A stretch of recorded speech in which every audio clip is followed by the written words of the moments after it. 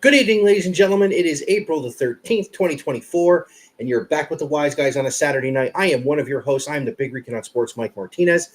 And let me bring in my co-host, JC Blue Note, Mr. Jim Carnegie. And James, I want to apologize to the viewers for our late start as you were talking me off the ledge because the Met City Edition jersey comes out and it's going to be fucking purple. Well, the more we were starting to see it, even though it looked like a Photoshop potential leaked, we were starting to come around on it, but especially with now you pointing out the purple thing was about the 7 line, which is big to me, of course, having ridden the 7 line. I'm not John Rocker. I don't make fun of people who ride that subway there to get out to Willets Point and what is still Shea Stadium Station, which I think is a great little tidbit there. But had a week off last week, James. It was a very good weekend. We saw the mother-in-law back to the airport and spent a couple days with the in-laws down in Florida. Yours was of a different sort, but we won't get into that now. Hey, I was actually going to text you when I finally woke up from the anesthesia after I was essentially comatose for about 90 minutes. Hey, I found the solution to get Bobby to go to sleep on time. Well, here's a funny thing. With spring break and then my mother-in-law being here, and then this week, Bobby turned 3 on Thursday. So on Wednesday, he has speech therapy in the morning. Well, it was his last one. And then he had the new one with the school district in the afternoon. So his whole week was thrown off. This kid napped for 2 hours today. And then I looked at him at 8:20. I go, all right, Bobby, time to go to sleep. He goes, okay. And he got up on my shoulder and was out in 20 minutes. Now, do I think this is going to happen more often? No, not at all. But we'll take it where we can get it. Yeah. Although now the one thing starting to work against you is, he's now cognitive enough to be able to start telling time, but yet it's now getting darker later before you actually had daylight, so you could. It was nighttime earlier, so you could confuse him. Well, the blinds behind me, that is the new backdrop, and will be the backdrop moving on because I just happen to like this better than, light thing in the corner, Mets thing above my head because they piss me off more than anything outside of my job. But these close to the point where you can trick him a little bit. But with him, it's more the clock, the internal clock, because once Dad says it's time to put your head in the shoulder, you turn the TV off, he's pretty quick. I was going to say before, like the next time I come down, I'm like bringing blackout curtains. Next time you come down, they're probably going to end up going to her dad's again. Oh, we'll talk about something off the air because they are going down again around Memorial Day. But I have an idea, and it could be fun. Shut up. My ideas are listen. I may not be John, but they're not all shit. So, Jim, we got a special for everybody tonight because we got a lot to get to with the week off. We had a lot of shit hit the fan last week, basically. Including one topic that will be discussed quickly. One thing I told Jim I wanted 2 minutes to do now, and that is being the psychotic Met fan that I am, we lost another member of the iconic 1969 World Championship team as their catcher. Jerry Grody passed away a little over a week ago at 81. That is now, I want to say, 8 or 9 of that roster that has since left us, including the manager, the GM, the original owner, of course, Tom Seaver a couple of years ago, Jim McAndrew during the offseason, who was a pitcher on that team, and Buddy Harrelson, who the Mets wear the number 3 on their sleeve for this year. But yeah, it's dude, I saw them all in person in 2019 with my father, but it's like, wow. Something showed up that made me think of you, and I got to send it. And I want to say it's within the last 2 weeks, but I think there's a podcast that Terry Collins was on where he talked about the infamous "you're trying to fuck us" game. Yes, and the umpire he was speaking to was Saugerties, New York's own, which is 10 minutes north of where I used to live, Tom Hallion. That was the what is it? Our ass is in the in the fryer or something like that. Yes, and by the way, The "You're trying to fuck us" game, that was Earl Weaver. yeah, well, yeah, that was Earl Weaver, but Terry Collins was our ass is in the something. That was Noah Syndergaard threw behind Chase Utley and they threw him out. So the Mets have had 2 shots at guys that hurt players on their team. Our ass is in the jackpot. That's right. Sean Estes threw behind Roger Clemens and missed in 2004.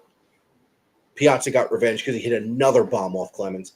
And Chase Utley got missed as well. But Utley will get his because he'll end up where one of our topics of conversation tonight is most likely at right now. Not the one that we're really gonna pay attention to on the back half of the first hour. Oh, no, yeah. They're going to be nice and toasty, both of them, sons of bitches. I swear to God. What are you, Ricky Vaughn? I didn't know who she was. I swear to I God. swear to God. Now I'm more of the here it comes, the old number 1, the Terminator. If you hit it, you can rename it. Maybe Colt the Masturbator.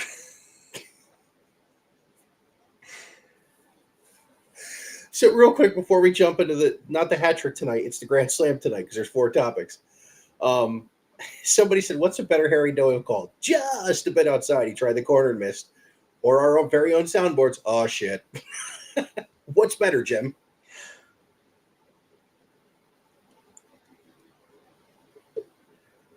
Oh, that's good. That's all we got. One goddamn hit. Okay. I prefer Monty. Line drive. Caught. So, Jim, let's get to the Grand Slam. Let's get to our first 4 topics of the night. Still got to play the intro, but that's fine. It's the 3 biggest topics in the world of sports from the last week. Get ready for the Wise Guys hat trick.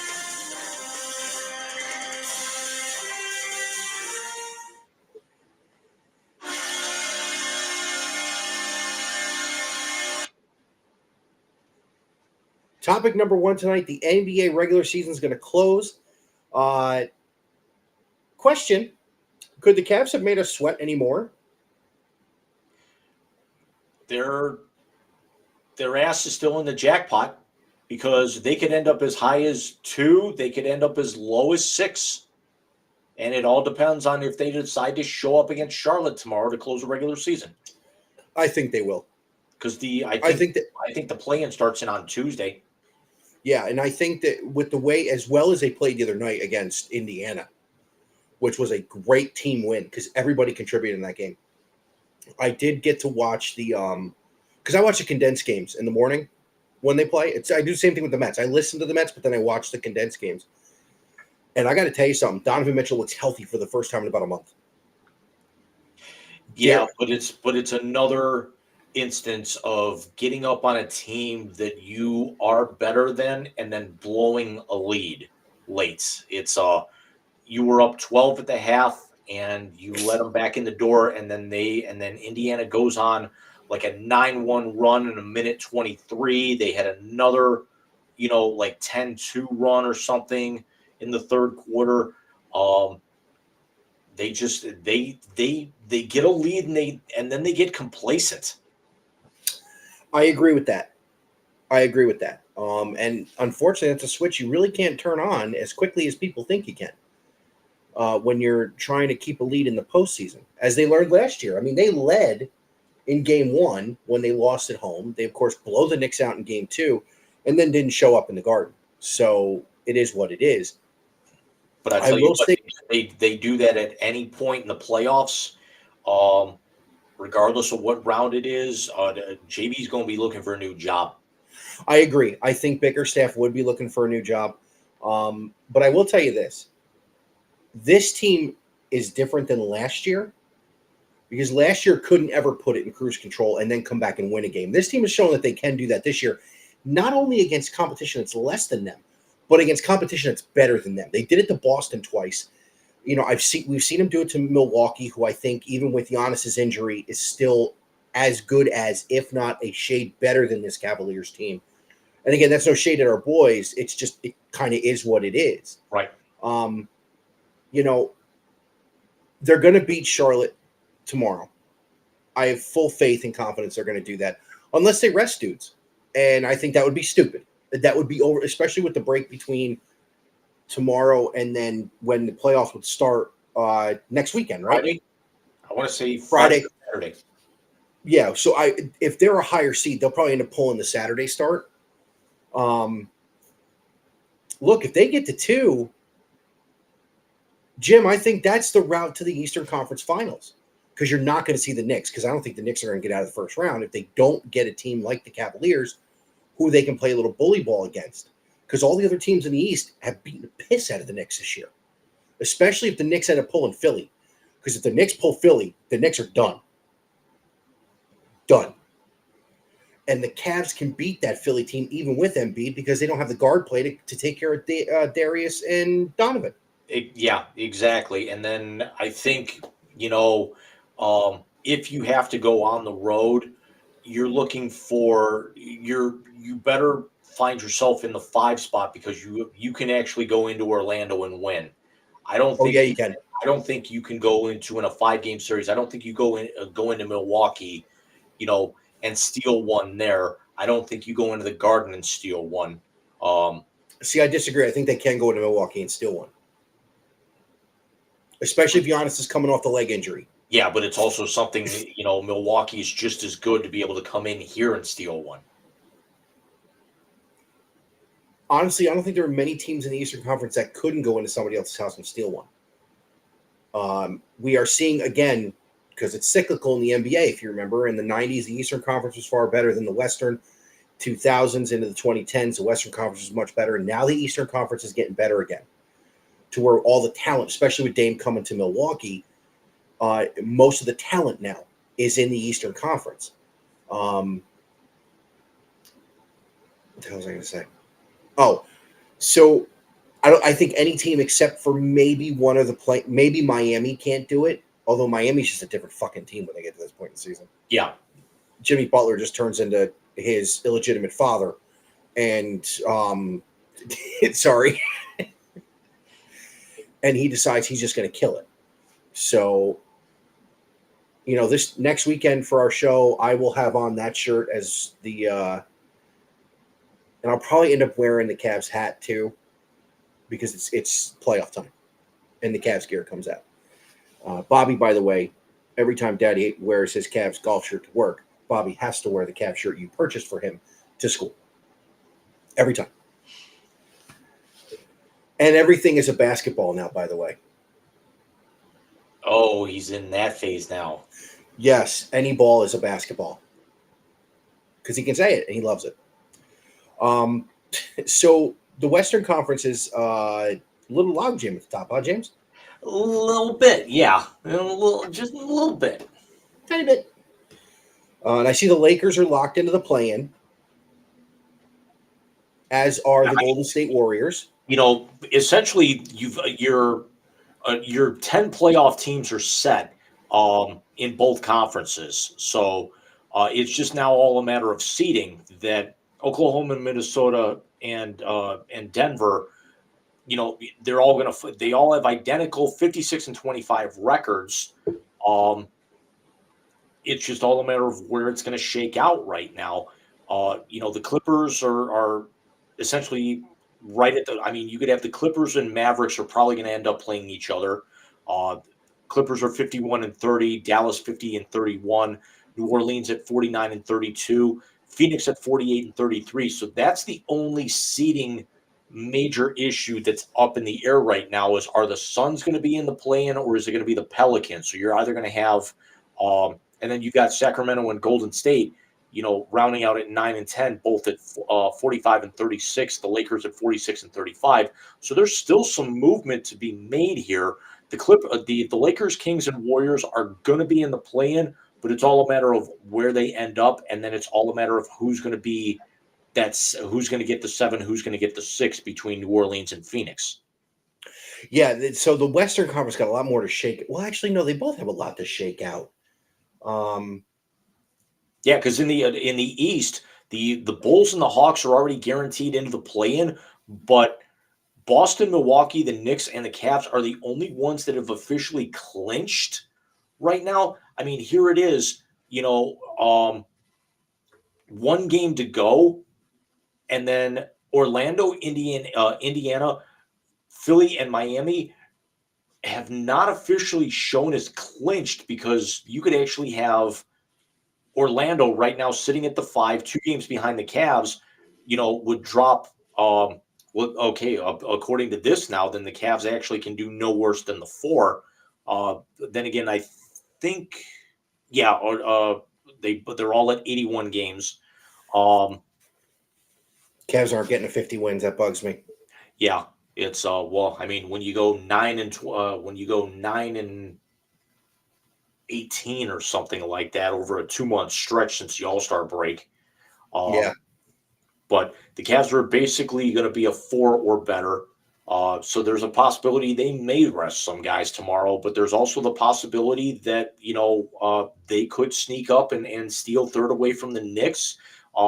Things fall a certain way. They could actually sneak up and take number 2 away from Milwaukee.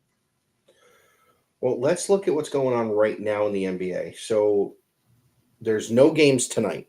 Right, because all 30 teams are in action tomorrow.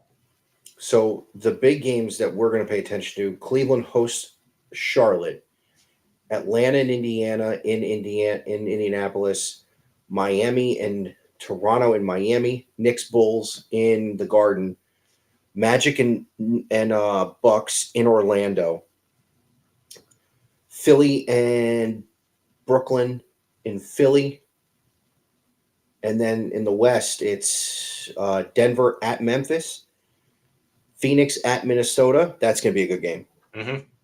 Lakers in New Orleans, Dallas in OKC, Pistons Spurs. That shit show. Utah in it's not in Oakland anymore, is it? San Francisco. Clippers Rockets and Portland Sacramento in Sacramento. So all the teams that are looking for the higher seeds seem to be home teams, with the exception of Milwaukee. Tomorrow.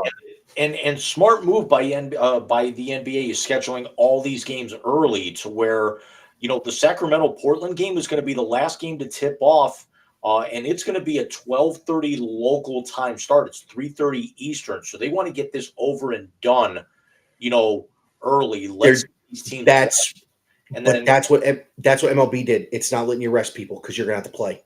Yeah, and then and let's also be honest, is that midway through, by the time those games are wrapping up, nobody's going to be watching that because it's also going to be it's going to be the final 4 holes of the Masters.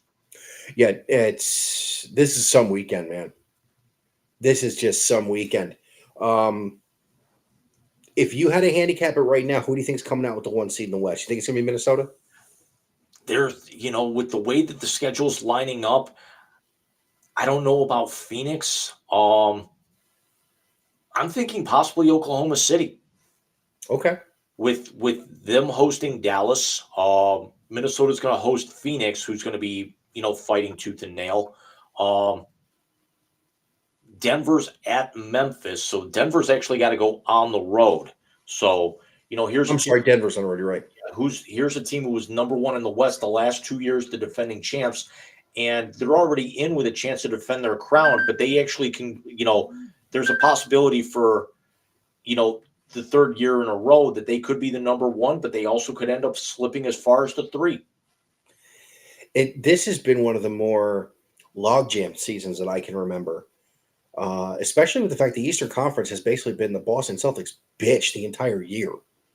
I actually was going back over my Twitter timeline, and it was about 3 weeks ago that the Celtics were like 56 and like 15 or something like that, and they were the only team in the league that had clinched a playoff spot. Jesus Christ. They had some year. Too bad it's not going to matter much. Remains to be seen, but yeah, Yes, it does. It's about to get fun in both sports. Speaking of which,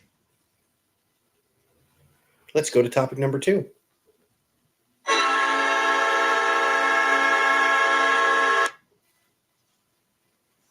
the NHL regular season is ending. Vegas gets in the last wild card in the West, which is great for them. Going to take a shot at their defending their title. 5 team. Who are the 5 teams for the 2 spots? It is in order, and I just had this up. Let me pull up the expanded wildcard standings. It is now with Detroit in reverse order: Detroit, Pittsburgh, Philly, Washington, and the Islanders. Even though the Rangers beat the Islanders in a shootout today, the Islanders have 90 points. Tampa's got the number 1 wild card at 96 in the East, but because of the fact that they play in the Atlantic Division and the Islanders play in the Metro, the Islanders actually have 3 points up on Washington to be able to get the 3rd spot. So right now, if the playoffs were to start today, it'd be Carolina and the Islanders, and then Washington would get the 2nd wild card and end up going to the Rangers anyway. So Detroit and Pittsburgh have 3 games left. Philly's only got 1, and then the Islanders and Caps have 2 each. Okay. So the Islanders need 1 point or any of those other teams to lose out, and the Islanders essentially clinch a playoff spot. Well, you're going to get one of your teams in. I have to tell you, though, that fight at the Garden was hysterical. You know what I'm talking about? Yeah, but one of the main instigators is they're saying he could be like a next Eric Lindros type about Oh, I hate that son of a bitch. But in terms of his overall scoring ability, but he actually, I think I messaged you and John that he had played like 10 games and had already racked up like 70 penalty minutes and gotten tossed out and suspended already. Yeah, you told us. It was John and I. He's basically Stifler's character from that movie Goon, is what you're telling me. Basically, yeah. Only at 6'8". He's 6'8"? I think he's 6'7", 6'8". So what's he, 7'4" on fucking skates? Pretty much. Dude, it's like Wembanyama on skates. Could you imagine Wemby on skates?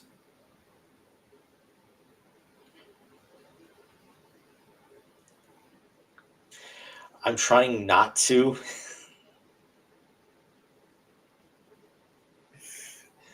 I'm sorry. Not really. Shut up! Shut up! Shut up!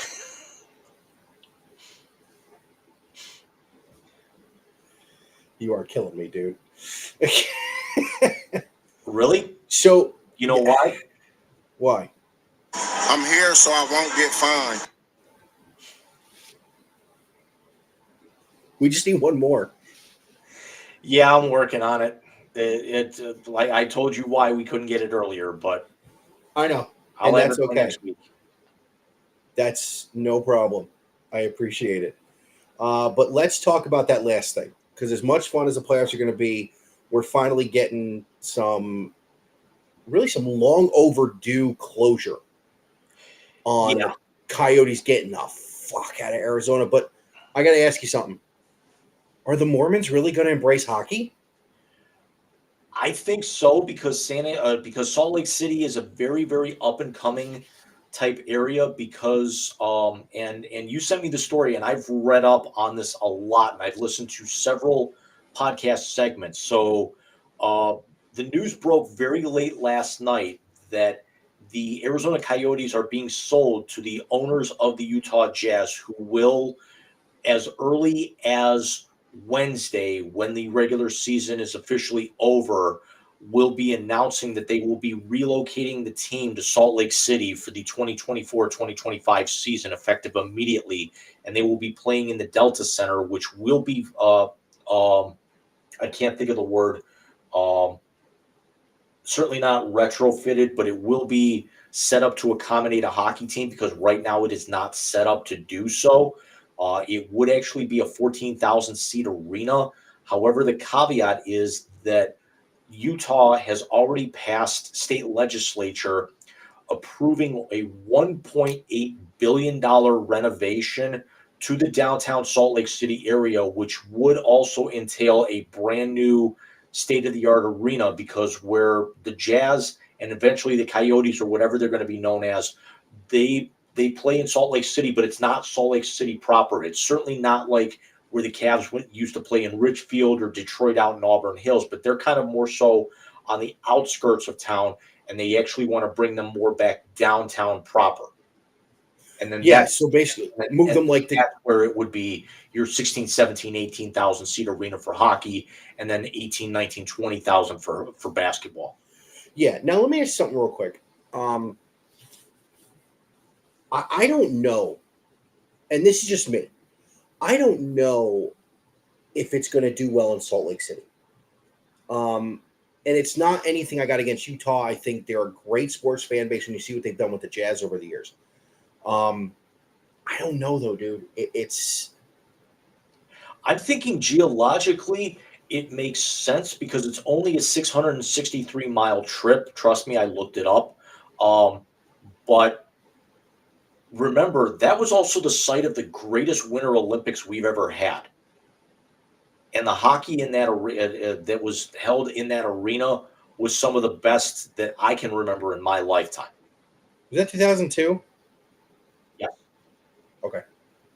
That's right, because it was the 1980 team lit the torch. I remember that now. Yeah, no, I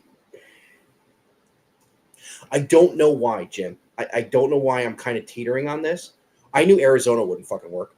Everybody knew Arizona wasn't going to fucking work. Yeah, there's a lot of Coyote fans who are very upset about this. They are very loyal. There's people that are saying, well, management didn't do anything to help this out. The city didn't do anything to help this out. There up until 3 days ago, there was still talk that the Coyotes were bidding on a plot of land in northern Scottsdale that they actually would have built. They would have built a brand new state-of-the-art arena on, but the mayor of Scottsdale says, no, we don't want you. It seemed like they brought the Coyotes in because, you had the St. Louis Cardinals, the football team, move to Arizona and have success. You had the Arizona Diamondbacks, who in their third season win the World Series. And in their second season win a Western Division title, ultimately losing in the LDS. So I think they were trying to capitalize on that. But hockey in the desert was always a stretch for me. Yes. And I'm not a hockey guy. So it was a stretch for me. I can't imagine what it was like for you. They, this is something that the Coyotes have made one playoff appearance, I want to say, in the last 6 years, and they've got one division championship since moving to the desert, and they've only been to the conference finals once. What team was this? That was the original Winnipeg Jets. Okay. Yeah, I don't know. I get this feeling. There's part of me for Coyote fans that we do want to empathize, because we've both been on the receiving end of, as Browns fans, of having our team ripped away. Yes. But it was, but the difference is that it's, the Coyotes were in the desert for 25 years. The Browns were here for over 60 and had 8 championships. So yeah, no, agreed. It's a lot different, and especially not for nothing. We've talked about this, and then next week, when we tell everybody what we're going to do next week, we talk a lot of football. Cleveland is a football town. It's a lot different having a team that really had no business being there taken away. Loyal fans are loyal fans. I'm not saying that.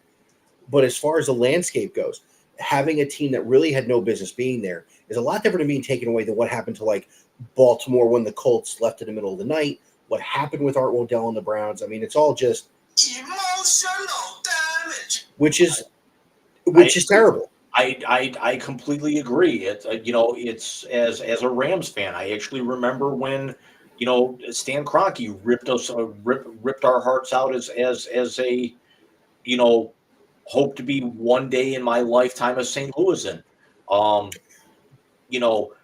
Having them go to Los Angeles. Well, back to Los Angeles, in fairness. Well, back to Los Angeles. But the idea that really since they went to Glendale, you could see the writing was on the wall. And after getting evicted in Glendale, playing in that 5,500 seat arena in Tempe, on the campus of Arizona State for the last 2 years, not even really filling that whole place up either. This is the next most logical move. And then I think what you're also going to see is you're going to see not only are the Coyotes going to be in Salt Lake City, but they'll probably take their minor league affiliate and maybe move them to Tempe. So this way they can actually still put the minor league team in that smaller arena. And it's a 2.5, 3 hour flight. Yeah, that's not terrible. I mean, it could be worse. Could be the A's. I mean, here's the other aspect of that is that you're probably going to see more Coyotes in Salt Lake City than you are in the desert. So there's a possibility you may not even need to change anything. I don't think they will change the name unless they do something stupid and get a really ugly fucking mascot. The only thing I could probably think of is that you actually would remember along with me. Remember the Utah minor league team was always known as the Grizzlies. Yeah. So possibly could you actually see them, revert to the Utah Grizzlies, which are actually, I want to say, the ECHL affiliate right now. Okay.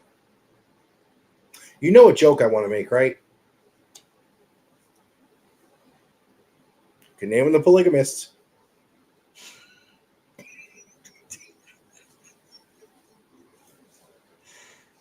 Hey, ladies and gentlemen.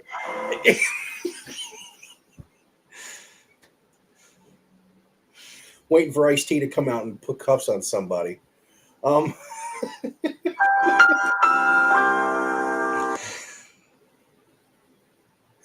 Their mascot could be somebody with 5 wives.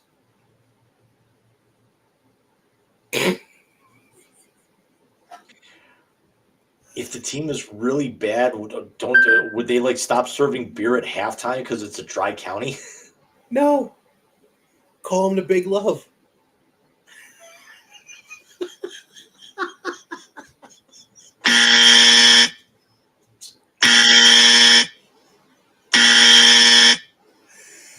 Oh, God.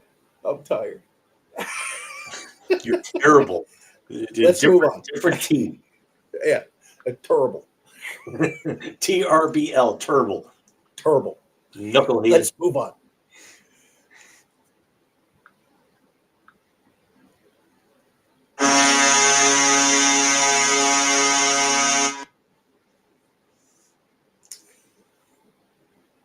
Look at this. We have the first repeat men's champion since 2007, and the Lady Gamecocks win their second national championship in 3 years, and the third straight for the SEC, with LSU being the sandwich there. What a tournament. I do have to say this, though. I said this to Alex. You can even ask him. Dude, I was pulling hard for her. I wanted her to win a title so bad. In the first quarter, maybe quarter and a half, you thought it could possibly happen, and then South Carolina is too deep. Yeah. They're too deep, man. Although they actually made a run at the end to make it interesting, and then South Carolina pulled away with free throws at the end. Exactly. And, one of these to one of, if not the greatest collegiate career we've ever seen, what Caitlin Clark did. The consensus number 1 overall pick on May 14th's WNBA draft. That Indiana team's going to be good. Very, and they've actually already said that I want to say they 14 national televised games next season. No. All but 4 of their games will be nationally televised. So they play 40 games. Yeah. 36 will be nationally televised. That team, because they anticipate them taking her, Caitlin Clark going number 1 overall. I will say this. Although that might see that get flexed if they come out and shit the bed and don't show moderate improvement. Although that'll actually change next year if they actually end up getting Paige Beckers. Or the center from South Carolina. Yeah. Oh, she's good. I want to say this about Dawn Staley. This may be the greatest female basketball entity we've ever seen because she was a champion in the NCAA, won multiple gold medals, won at WNBA championships, and now has won multiple championships with South Carolina. This is her third national title? Yes. How many other people in women's college basketball can say that? Pat Summitt, Gino Auriemma, Tara Vanderveer, which, by the way, hats off. I was just going to say, hats off to Tara. Tara Vanderveer has retired, and she is the all-time winningest coach at any level of basketball in college, and it's phenomenal. But is there anybody else in women's that has won 3 titles? Her, Gino, Pat Summitt, Dawn Staley, who else? You might be at the end of the list, my friend. Who was USC's coach when Cheryl Miller was dominating? Yeah, I don't think they won multiple national. I don't even know if they won. She won 2. She won 2.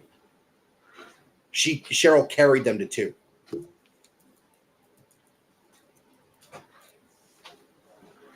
With her 100-point game in high school.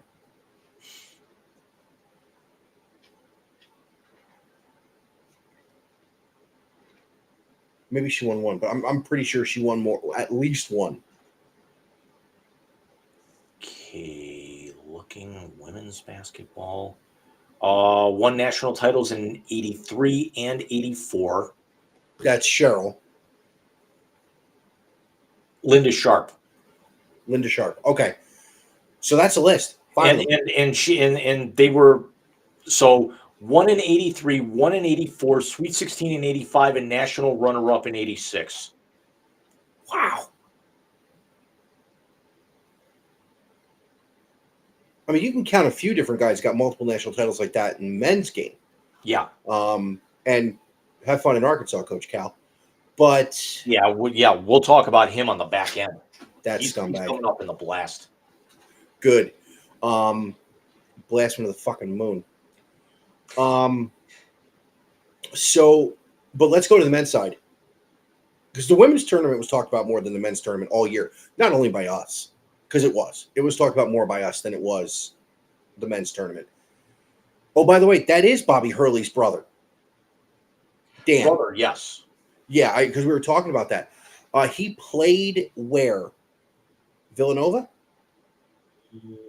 Yes. Because Bobby Hurley's Duke team beat him in the NCAA tournament.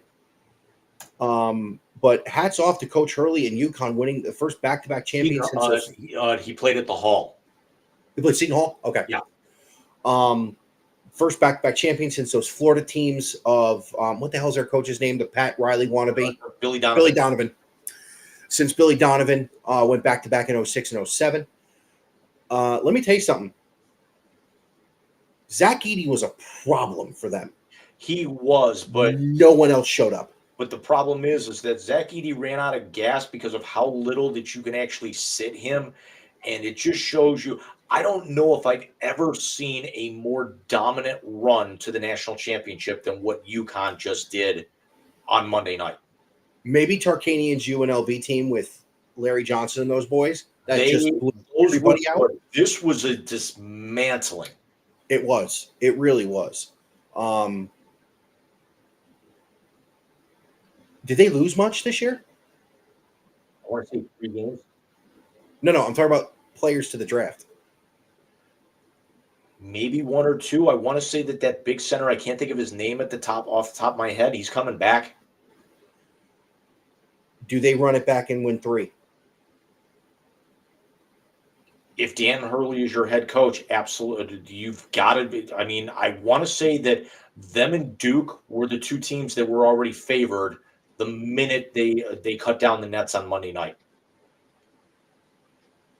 Unreal. Real quick, 10-second hypothetical. Zach Edey lottery pick or no? No. See, I disagree. I think you have to take him that high. 2 back-to-back National Player of the Year, was dominant in the title game against a team that dismantled everybody in their way. And the big man is going to have to start coming back because of what Wembanyama's doing and what you see out of like Minnesota with Gobert and Cat, and what you're seeing in Philly with Embiid, and probably the Knicks once Embiid goes to free agency, you're going to need a guy like Zach Edey out there. So I think he's a lottery pick personally. That's just me. What the fuck do I know? I think he's a first round pick. Most everyone I'm seeing is, is saying that he's a second round pick, that he will be drafted. But I don't see him being a lottery pick. I see him being, somebody will take a flyer on him in the, in the middle part of the second, in the middle part of the first round, or maybe the back end of the first round, or maybe he slips to early second round. After all, I think I honestly think he's really got his offensive game's going to translate, as he matures. I think his footwork's got to work a little bit better, because he's got to be able to get up and play and not play as flat-footed anymore, because the players may not be as tall as him, but they're a lot more athletic. He a fit with our boys coming off the bench? I think he'd be there's a possibility that he gets slipped there, but I mean he'd have to fall way back. But him backing up the fro? It would be very, very nice, but as a fan of theirs, I saw that like he was going to fall to Sacramento early in the second round, and it's like I'm salivating if that were to happen. Oh, that's a good. Oh, wow, dude, that Kings team would be fucking loaded. As if they're not already. They are. I'm just saying, you add Edey to that rotation, there's their presence in the middle they've been looking for.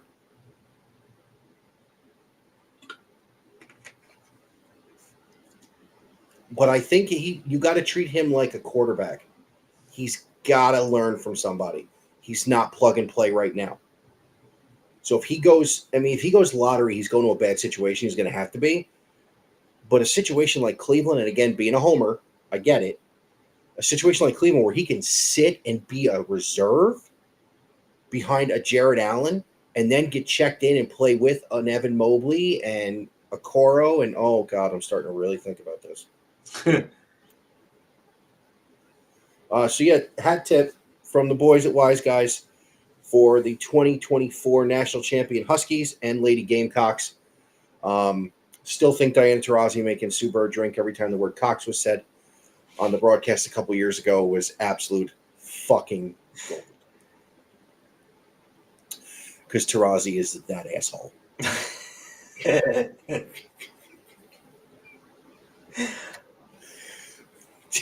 Am I wrong? No, you're not wrong. Did you ever hear the story Kelsey Plum told about the first time she played against her? No. Coming out of a timeout, she goes, "Hey Plum, how's the family? How you doing?" Ball comes in, Taurasi elbows her in the friggin' diaphragm, knocks the wind out of her, grabs the inbound pass, hits a three in her face, and fucking winks at her as she's running down the court. Plum tells her this. She goes, "Yeah, I don't remember that."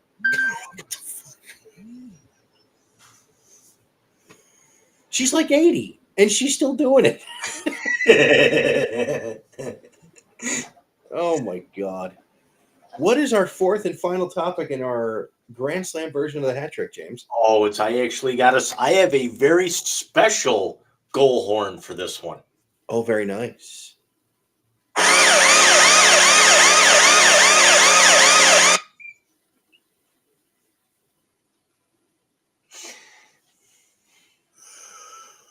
Oh, my God. Well, guys.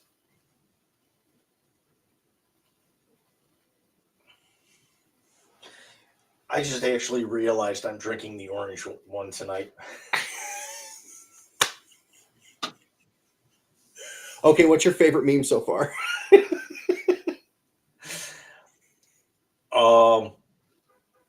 Gotta be the Bronco chase with the hearse.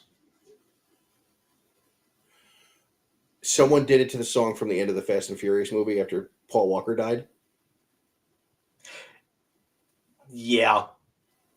Wait, I got one better than that. It's a picture of Kris Jenner at the trial. It said, "Look at this hoe watching her husband. She's sitting next to her side piece while her husband defends her other side piece." My personal favorite, I thought I sent it to you, but I sent it to Alex. It's a cartoon. It's OJ trying to put on the glove and it doesn't fit, and it's St. Peter to pearly gates, so that shit doesn't fly up here. Oh my god. I think the other one I actually saw was he doesn't fit in the casket, so they won't let him in. Let me read you the text conversation between my children and myself the other day. Oh Christ. The first one I sent down was the one of Norm Macdonald. At least OJ can finally rest knowing his wife's killer is dead.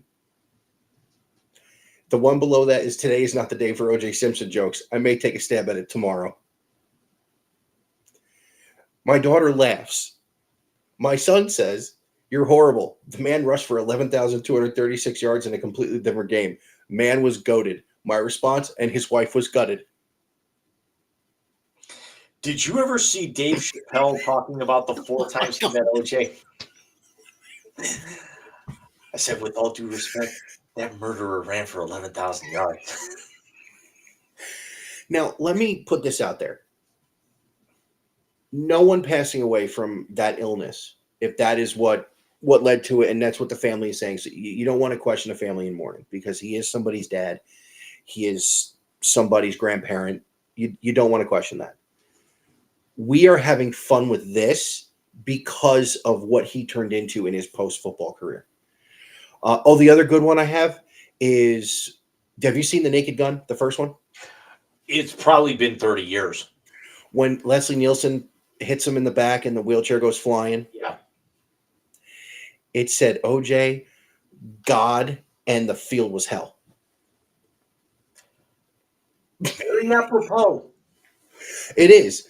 Now, listen, acquitted in a court of law, held liable at a civil trial. Who's that sound like? Yeah, I'm gonna follow up here on that here in a minute. But there was such high demand for it that I want to say the number one most streamed thing on ESPN Plus and Hulu was the OJ Made in America documentary. It Yes. also jumped back into the top 10 in YouTube sales. As a matter of fact, I was one of the people that bought it, even though I have it on ESPN Plus. And Netflix rushed it back into their library. Now that's the one Cuba Gooding played OJ. No, that was American Crime Story. OJ Made in America was the 5-part ESPN Academy Award-winning documentary from 2016. Okay. Because the one with Schwimmer and Cuba Gooding was very good. That was American Crime Story, the OJ Simpson trial. Remember the SNL sketches with who was playing Judge Ito? Was it Chris Parnell? Yes. The only thing better than that was Norm Macdonald ripping on him every week on Weekend Update. And being told that he couldn't do it and doing it anyway. So, true story. You ready? Murder is legal in the state of California. True story. So, I had already moved to Cleveland when that happened. I have a cousin who is celebrating 29 years of marriage this year. We were back. Our first trip back was in 1995.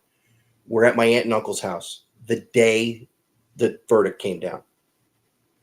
My uncle was a retired man who sat and watched every single minute of this trial and was convinced that he did it. It comes down with the not guilty. I thought he was going to throw his shoe through the television.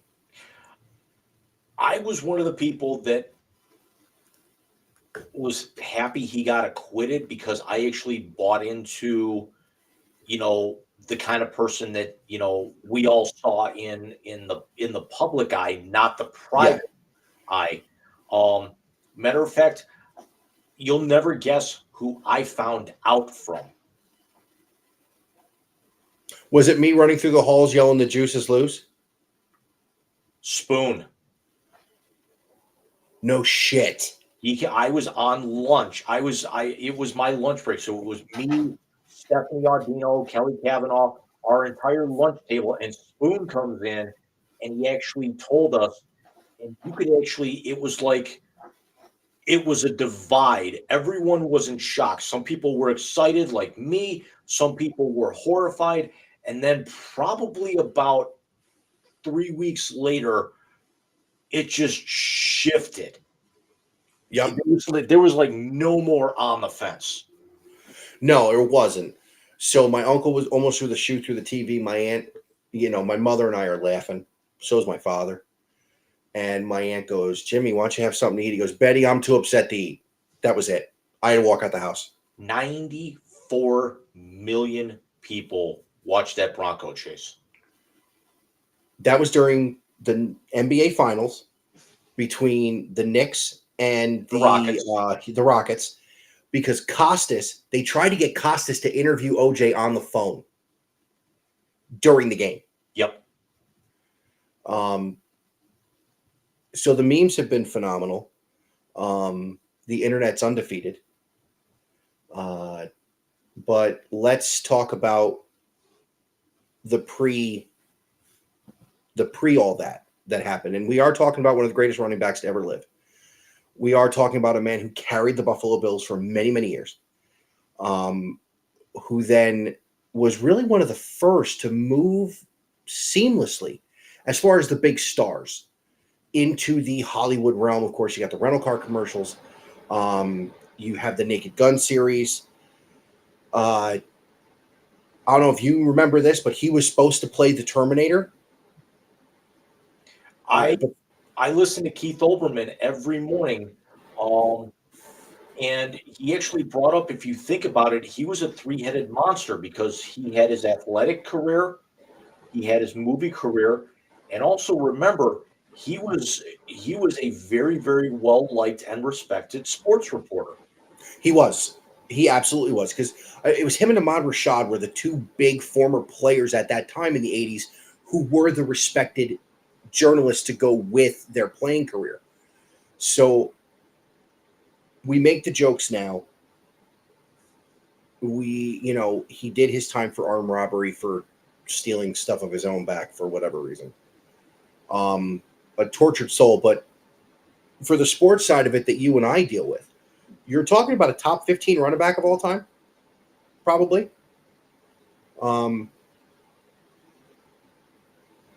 Was Jack Kemp the former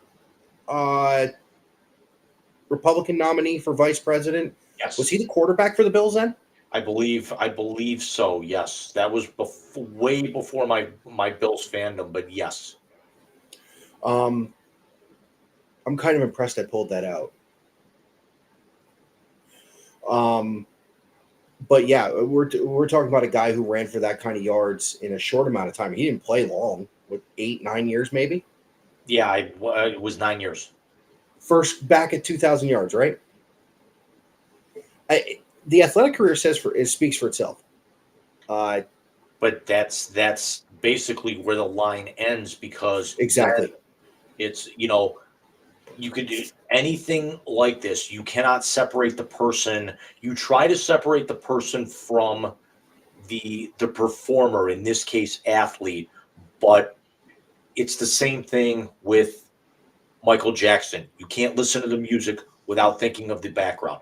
It's the same anytime you watch a Chris Benoit wrestling match. You cannot separate the performer and athlete from the person. But here's my question then, and this is not a shot at you, okay? Because I think you know where I'm about to go. We're able to do it with Ray Lewis, and there is a good portion of my favorite town on the planet that can do it with the quarterback there. Is it because of how massive this was that we can't separate? I mean, Benoit was a piece of garbage. What he did, he can burn right next to him. Is it because of what it was? Because, I mean, Ray Lewis was up, same thing. Yeah, but the difference is that Jackson, was never. No, this is more juice. It's not Michael. Everybody knows Michael did that shit. Well, I understand, but I'm making the comparison to everything. Okay. Lewis never actually pulled a trigger or used a knife. Benoit committed the acts. Michael committed the acts. OJ committed the acts, and we all know by watching that documentary, got off because the jury wanted revenge for Rodney King, and admitted as such. That and the LAPD fucked up hard. Yes, yes. Um, they all committed the acts. Lewis, I don't think, I think Lewis actually, yes, he was tied to it, but it's different than the Jason Williams thing, because Jason Williams committed his act, but Jason Williams was not on their level. Jason Williams was a solid B, but we're talking like A level Ray Lewis, A level Michael Jackson, A level Chris Benoit, people Yeah. at the top of their profession. Yeah. Well, it's in Ray Caruth. Yeah. Did you partake in calling him Randall? I did, yeah. So did I. But yeah, no, and I wanted to ask you that all week, and I'm glad we got to it. I have to ask, because I was talking with my office partner about this, because she binged watched all 7.5 hours of that documentary after I told her about it on Thursday.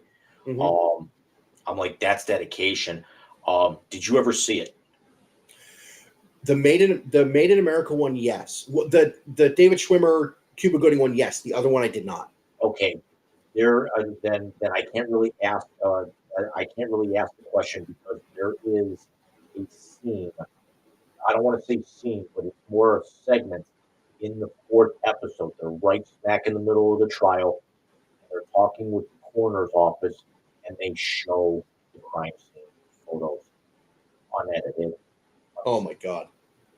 You can see Ron Goldman's body a bloody mess. You can see Nicole's throat slit open. There was I don't know if they talk about Part this. of me, when I watch that, there are parts of me where I know that that's coming, and I have to do one of these. Yeah, I don't do the gore either. Blood. I cannot do gore. No, same here. I can't do either. And my wife made me sit through a Final Destination movie during fucking dinner once. There was a theory. See, the weird thing is I can actually watch. I can look at Ron Goldman, at the crime scene, because he's still clothed. Nicole, it's right there in the open. Oh, jeez. There was a theory that his kid did it. The one that was on probation for either assault with a weapon or something else. I mean, and they're saying that the week before that he had threatened his boss at the restaurant he worked at with a knife, and hated Nicole and all that stuff. I mean, this is one of those things. This is the adult version of the John Bonet shit. I agree, but yeah, that's going to be your mission, is to get me to watch certain things, whether it be Letterkenny or whatever. My mission now is to get you to find time, and even if it's an hour at a piece, to watch this entire documentary, because it goes from his upbringing in California, going to USC, the domestic violence allegations throughout his marriage with Nicole. They talked to Mark Furman, Marcia Clark, really most of the people involved. They even have the guys who were on the phone talking to him in the Bronco while Al Callings is driving. Jeez. Talk to Ron Ship a bunch. Ito wouldn't do it. Chris, I don't remember if Chris Darden was a part of this. I think he might have been. They talked to a bunch of his friends. They talked to some political activists. They talked to some of the jurors on this, and then they also go all the way up to the Las Vegas robbery.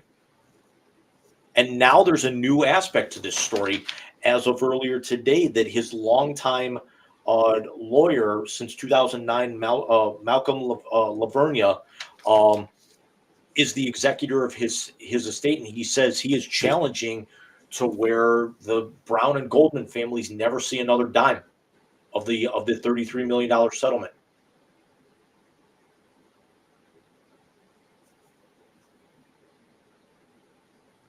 He still hasn't paid the majority of that, and it's 30 years now. Yeah, I But know. but the basic, I mean, because we all remember he wrote a book, and the Goldmans got the publishing rights and changed. Remember, they changed the cover art. That's right. I did the if I did it, and then they actually put the if really really small, so it looks like it said I did it, and they got all the profits for that. That was that was bad. That was bad. Because I think Fred But Goldman died a few years ago. yeah, he did pass. I think So yeah, I think Denise Brown has been sick or something in recent years. I honestly the only time I ever paid any attention to this to him, to be honest with you, Jim, is when he went on Twitter, and my first thought was, holy shit, they're gonna fry him. Right after he got out, yeah, right after he Yeah. was released in 2019 from Vegas. Yep, that was like they're gonna fry him. Twitter is gonna roast him alive. But now he's roasting instead. So, thus ends our first ever Grand Slam, Jim. I like that fourth thing every now and again. It's a nice thing to have. Yeah. So, but the blast has got a bunch in it. So, what do you say we hit halftime and refuel a little bit and get in for the blast in just a few minutes? Let's we'll fill here as I'm actually getting halftime pulled up, and we will see you guys in 7 minutes. 5 to 8 minutes. Sounds good.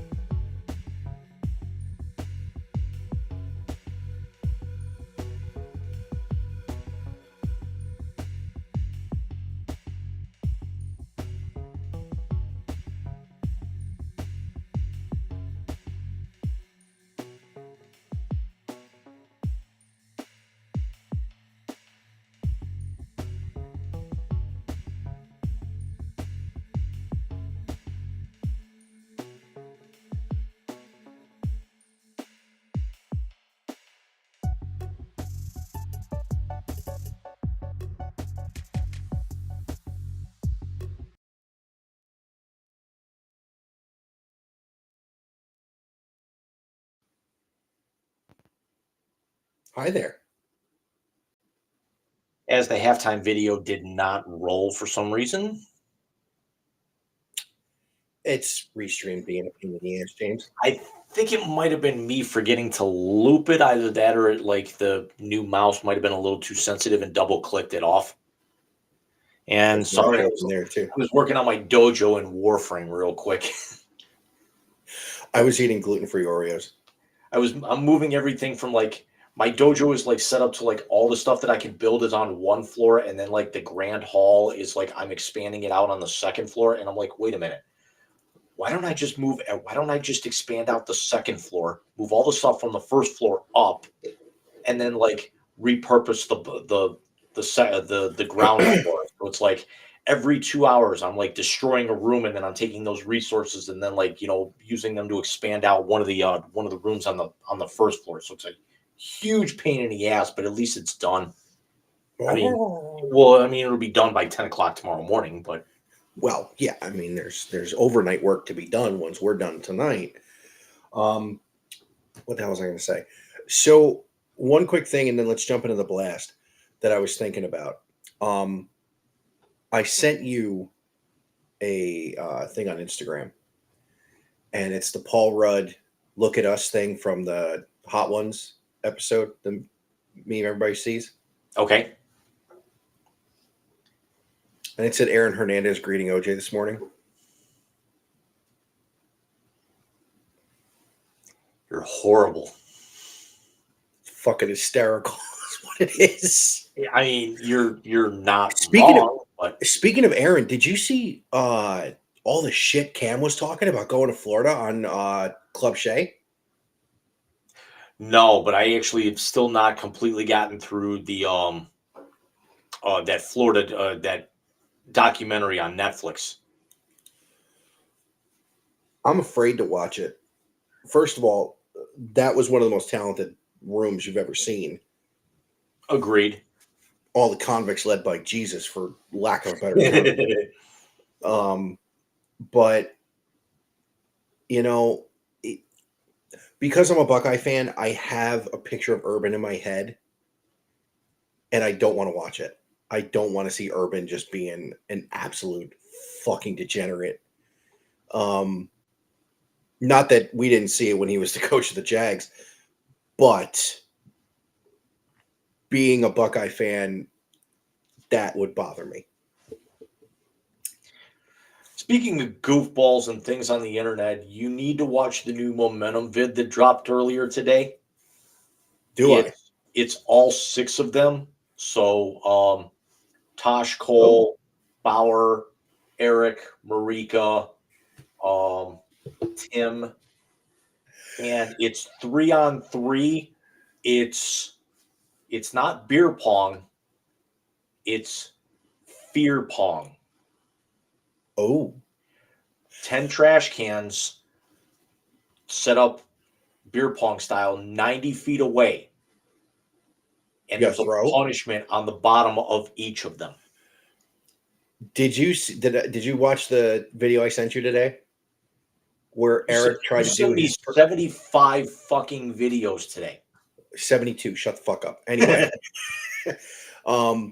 it was Sim try to do his max out personal best deadlift, and he's sitting there and he's huffing and puffing and crouched down. He goes, "I tried to do my max personal." Bauer walks up behind him, fucking jacks it right up, puts it down. He goes, "Fucking hate this guy." Some of the punishments were get shot with a paintball gun, get pelted with a bag of tomatoes. My personal favorite, however, was somebody from the opposing team takes your phone, puts out a tweet in your name, and then everybody retweets it. Oh, fuck. So it would be like me stealing your phone, tweeting as you, and then retweeting it. And you're not allowed to delete the tweet. Well, I'll just say it's Bauer and Sim. Please tell me Bauer's the one going after Sim. Please tell me that. Oh, good Lord. You'll have to watch it. It's about 30 Sim might end up divorced. Sim Huh? might be either divorced or fucking having That's the first asshole. thing that Sim says is, "Please don't get me canceled." Never mind canceled. Don't get my wife to walk out on me. Because Bauer's that type of a dick to him. And again, it's warranted. Oh, he got it. He got his comeuppance though, because one of the punishments was velo slap by all three Oh, members of the team, right between the shoulder blades. dude, by the way, I watched the Silent Library episode. That was fucking beautiful. The one when Sim was getting the tennis balls in the cup, that was just That poetic. was good, but the battleship Oh yeah, that was good too. right up his asshole. That was so bad. I thought you were gonna say one of them had to do the whole scissor thing, like Sim had to take from the guy from the Acclaimed. Anthony Bowens, yup. So let's see what we got in the blast there, boss.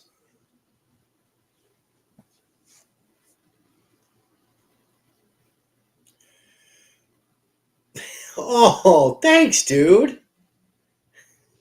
Let's start all the way in the Yanks. I'll tell you about that quick. So Little Rican turned 3 on Thursday. Let's talk about our weekends. Why we weren't here last.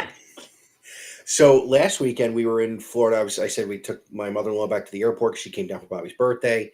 And then I was at my father-in-law, mother-in-law's house down in Palm Coast, celebrating not only Bobby's birthday, but also celebrating my father-in-law's birthday, who was in March. And we had a great weekend. That kid got swimming lessons, which he starts in June, which is huge, especially like you see where we can go 20 minutes away. So we got swimming lessons going to start in June. I mean, it's just unreal. I told Al, I said, Alex, I got to send you the spring picture. Did I send you his school picture for the spring? Yes. Yet or yes. no? Okay, cool. If you didn't, Mrs. Rican did. Yeah. But Alex was on the first Big Rican episode after Bobby was born. And I said, yo, Alex, Bobby turned 3. He goes, what is time? I think he said that when he was on with us a couple of weeks ago as well. Yeah. Yeah. Speaking of Little Rican, so we're letting him have his way the other day. And we said, Bobby, what do you want to watch during dinner? Daddy Jim. We watched The Wise Guy.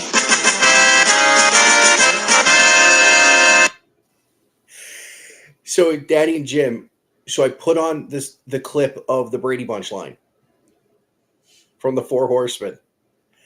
And it pops up with me.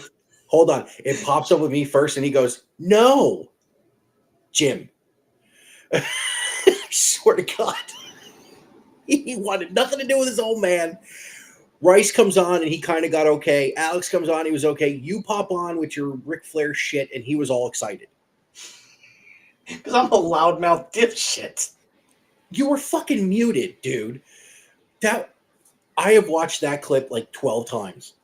Because when you come on and you start doing all the Flair stuff, we can't hear you. I thought Rice and I were going to pee ourselves. And the fact that everyone in that room was a Ric Flair fan, and only Rice of all people got the "shut up, fat boy," which was Ric Flair's signature line, taunting the crowd. No, I knew it was, but I had to play it like you were talking to me because I'm the fat guy of the group. So Rice got it. Alex was laughing his ass off. And I'm like, what the fuck, bro? So yeah, that was last weekend. I was off Thursday and Friday this week. Last Friday we went to the beach with my mother-in-law to celebrate because that's what we're going to do every year with him, especially being down here. And I'm not trying to, throw anything at anybody with that. But, sure. But yeah, and then Thursday we brought little cupcakes into his school, and in the torrential downpour, we got like 3 inches of rain in 3 hours down here. It was bad, dude. It was bad. Like the parking lots were pools. It was terrible. Swimming. So I mean, exactly. But you don't have to tell people what you were doing. It was a minor procedure. It was I was supposed to get there at 1, and they were supposed to bring me back at 2. I was basically going to be out by 3:30. And I mean, I won't go into full detail because everyone will probably be able to figure out, but it ends in oscopy. Um, so take with it what you will. And Jim has not had anesthesia since his brain tumor operations when he was 3 years old. And apparently, from what I found out um, from my brother, that they were supposed to administer some sort of test to see how I react. Never did. They brought me in. I was thinking that they still did like the anesthesia over the mouth, and you just kind of like were loopy, and they just put it into my IV, and within 5 minutes I was out, and I was only supposed to be out maybe half hour, so they were running behind. I was supposed to go in at 2. They didn't bring me back until 3. They didn't like bring me. They didn't bring me into the room until 3 for the exam / procedure, whatever you want to call it. I didn't wake up. Nope. I was out for over 2 hours. They were actually, apparently, from what I was told, I don't want to say that they were worried, but they were starting to think that way. I guess I was told that they were like pushing on different parts of me to wake me up. They were raising my bed a little bit. They were even putting ice packs on me to try and stimulate something, and I was not waking up. So effectively for like an hour, I was like comatose. So, and then proceeded to eat basically every restaurant you could think of. I either passed by it or ate from it. Well, when I talked to you after you got out, you told me it was Raising Cane's was on the menu. That was actually on the drive home. Yeah. So, I know how I could have woken you up because it was the first actual food I'd actually had to eat since like, and this was on Friday, and so like the last actual food I had was on Wednesday nights. So I mean, we're talking 48, almost 60 hours at this point with no food, because the only thing I had to eat on Thursday to be able to get ready for this was like 3 Krispy Kreme donuts, and I'll never eat there again. I thought their donuts were terrible. It depends when you get them. But Yeah, but this we was a discussed gas station. This is like an actual Krispy Kreme like bakery, like the conveyor in the store. Yeah, no. I know how I could have woken you up. Jim, Anna Kendrick's here. That would have been you. Hey, I want to add something to the blast. Speaking of that, and congratulations to the University of Cincinnati graduates, Jason and Travis Kelsey, who, I don't know if you saw this, but they had an event, a fundraising event at Cincinnati, and they actually brought a graduation ceremony to the boys because they never walked. That's cool.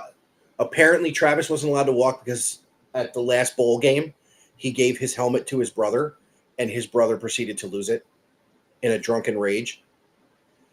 Like, that doesn't sound like Jason Kelsey. Yeah, we're not going to actually. They found it. We're going to talk more about Jason with one other thing that's on there, but we're not going to talk about it yet.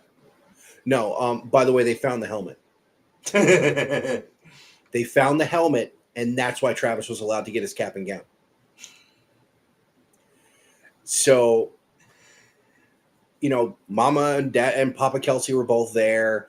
Kylie was in the front row, kind of doing one of these. Jesus Christ, which is Kylie's thing with Jason. I think we know that. It's like her official greeting in public. I'm sorry, but what he told after what she said, he needed to be on his best behavior for meeting Taylor. And he's like, when I met you, I was passed out drunk at a bar.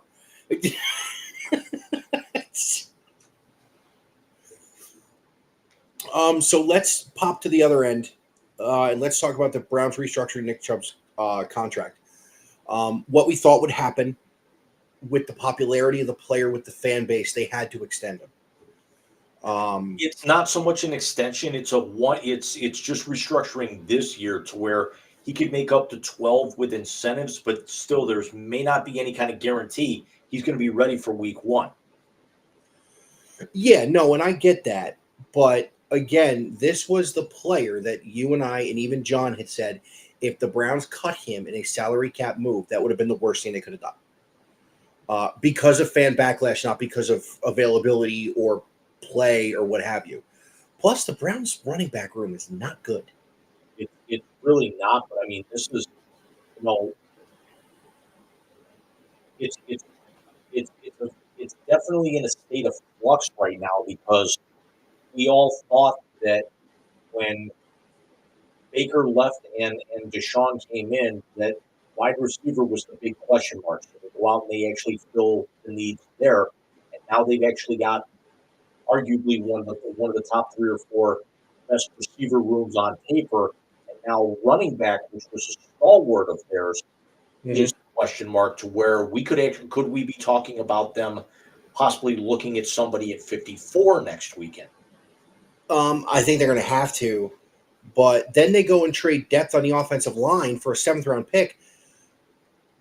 Look, he's made some good moves. He's made some moves that have set this team up to be successful year in and year out. I agree with that. Andrew Berry's done a great job. Why are you trading depth from a position of need for a 7th-round pick? I know. Listen, they need bodies, Jim. They need bodies on the O-line. Jack Conklin, injury waiting to happen.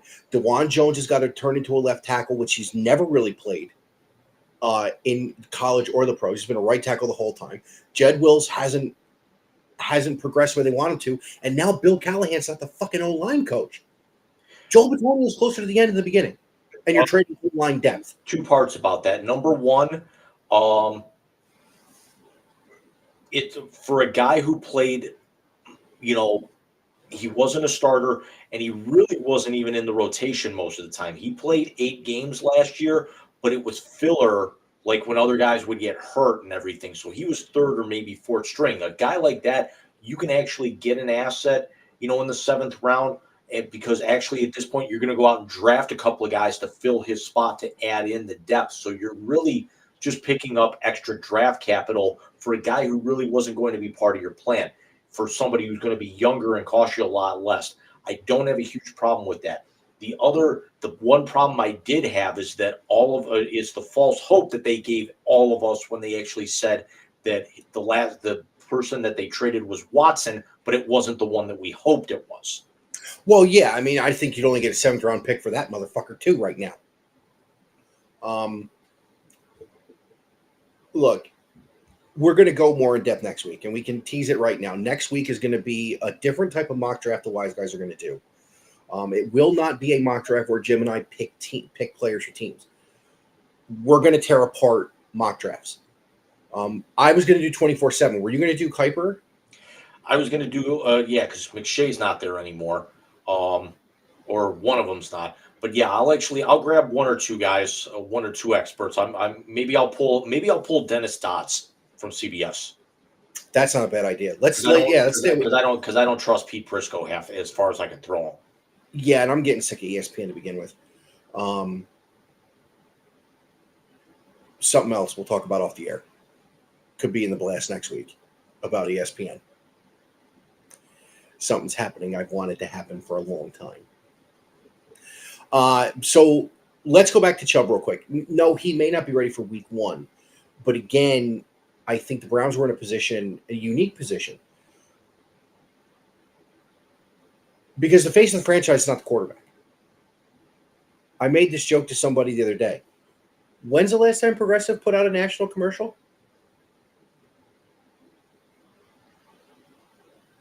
Featuring Baker. Yeah, so 3 years. When he was here, because he was in the hometown of where their world headquarters are located.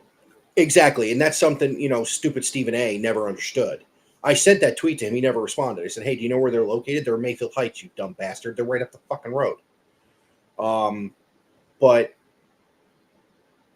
let's think about this way. The face of the franchise right now is Myles Garrett. That's 2 teams Deshaun's been on where the face of the franchise is the all-world D end. Yeah. Did you see the video of him on the ice the other day? Mm-mm. JJ at scary. Yeah. Like I don't even want to think about it. Like he's got some velo on his clappers. Yeah, no. Picking corners and Yeah. Him hitting a slap shot, because I did see some of it. Him hitting a slap shot. In a t-shirt and a ball cap, nonetheless. Yeah, I mean, he's massive. He's doing some kind of soccer thing with McAfee for like $1 million. Yep. Because he said he wanted to be a soccer goalie, and then his wife took a shot. And he was like, no, I'm good. I'm good. So Chubb being restructured, like I said, I think was needed. Not only for the salary cap relief that now they can actually sign draft picks, but also for you need to keep this fan base engaged, because you took the big shot with going out and getting a quarterback that, for all intents and purposes, had a self-imposed 27-game ban. And I say self-imposed because he pissed and moaned he wanted to trade. Houston sat his ass. He did what he did. He got his 11-game suspension. 27 games right there. Or were they 17 games? Major injury to his throwing shoulder. So now, Jim, we're in year 3 of this experiment. We're in the final year of no first-round picks that the Houston Texans have turned into a legitimate Super Bowl contender. A legitimate team to go after Kansas City, because they're just stupid scary. Thank you for correcting yourself. And that was my CJ Stroud love getting out of hand. To where they are so comfortable with their roster, they traded out of the first round and used the picks they picked up to go get Stephon Diggs. You have to watch Brand's thing about Stephon Diggs. I saw it because he's going to cause problems. He's an unattended husky who'll chew on the couch. And then what does he do? He chews on the couch. He chews on the couch. Hey, Josh. So your face of your franchise is not your highest paid player. Your face of your franchise is a defensive player who, again, generational, but not the guy you're paying $230 million to.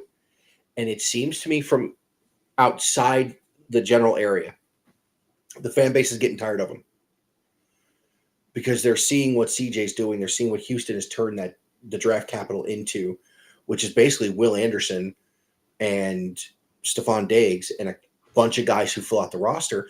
And now, like we've been talking about, going into, they haven't done anything to make them a contender for years to come. They're doing it year by year, unfortunately. Right. The teams that are doing the draft right are making themselves contenders for years to come. Look what Kansas City did. And I don't care who you are and what you guys want to say. You got to land in the right spot. Josh Allen in Cleveland would not be Josh Allen. No, I don't. I no. By the way, no disrespect to your boy, because I know Josh is your guy. Josh Allen would be out of the league if he was drafted by the Browns in the same draft Baker was. He'd be out of the league. You know what it would have been? It would have been Tim Couch all over, is because they would have expected him to do so much. He would have been injured to where he could not compete anymore. Exactly. So,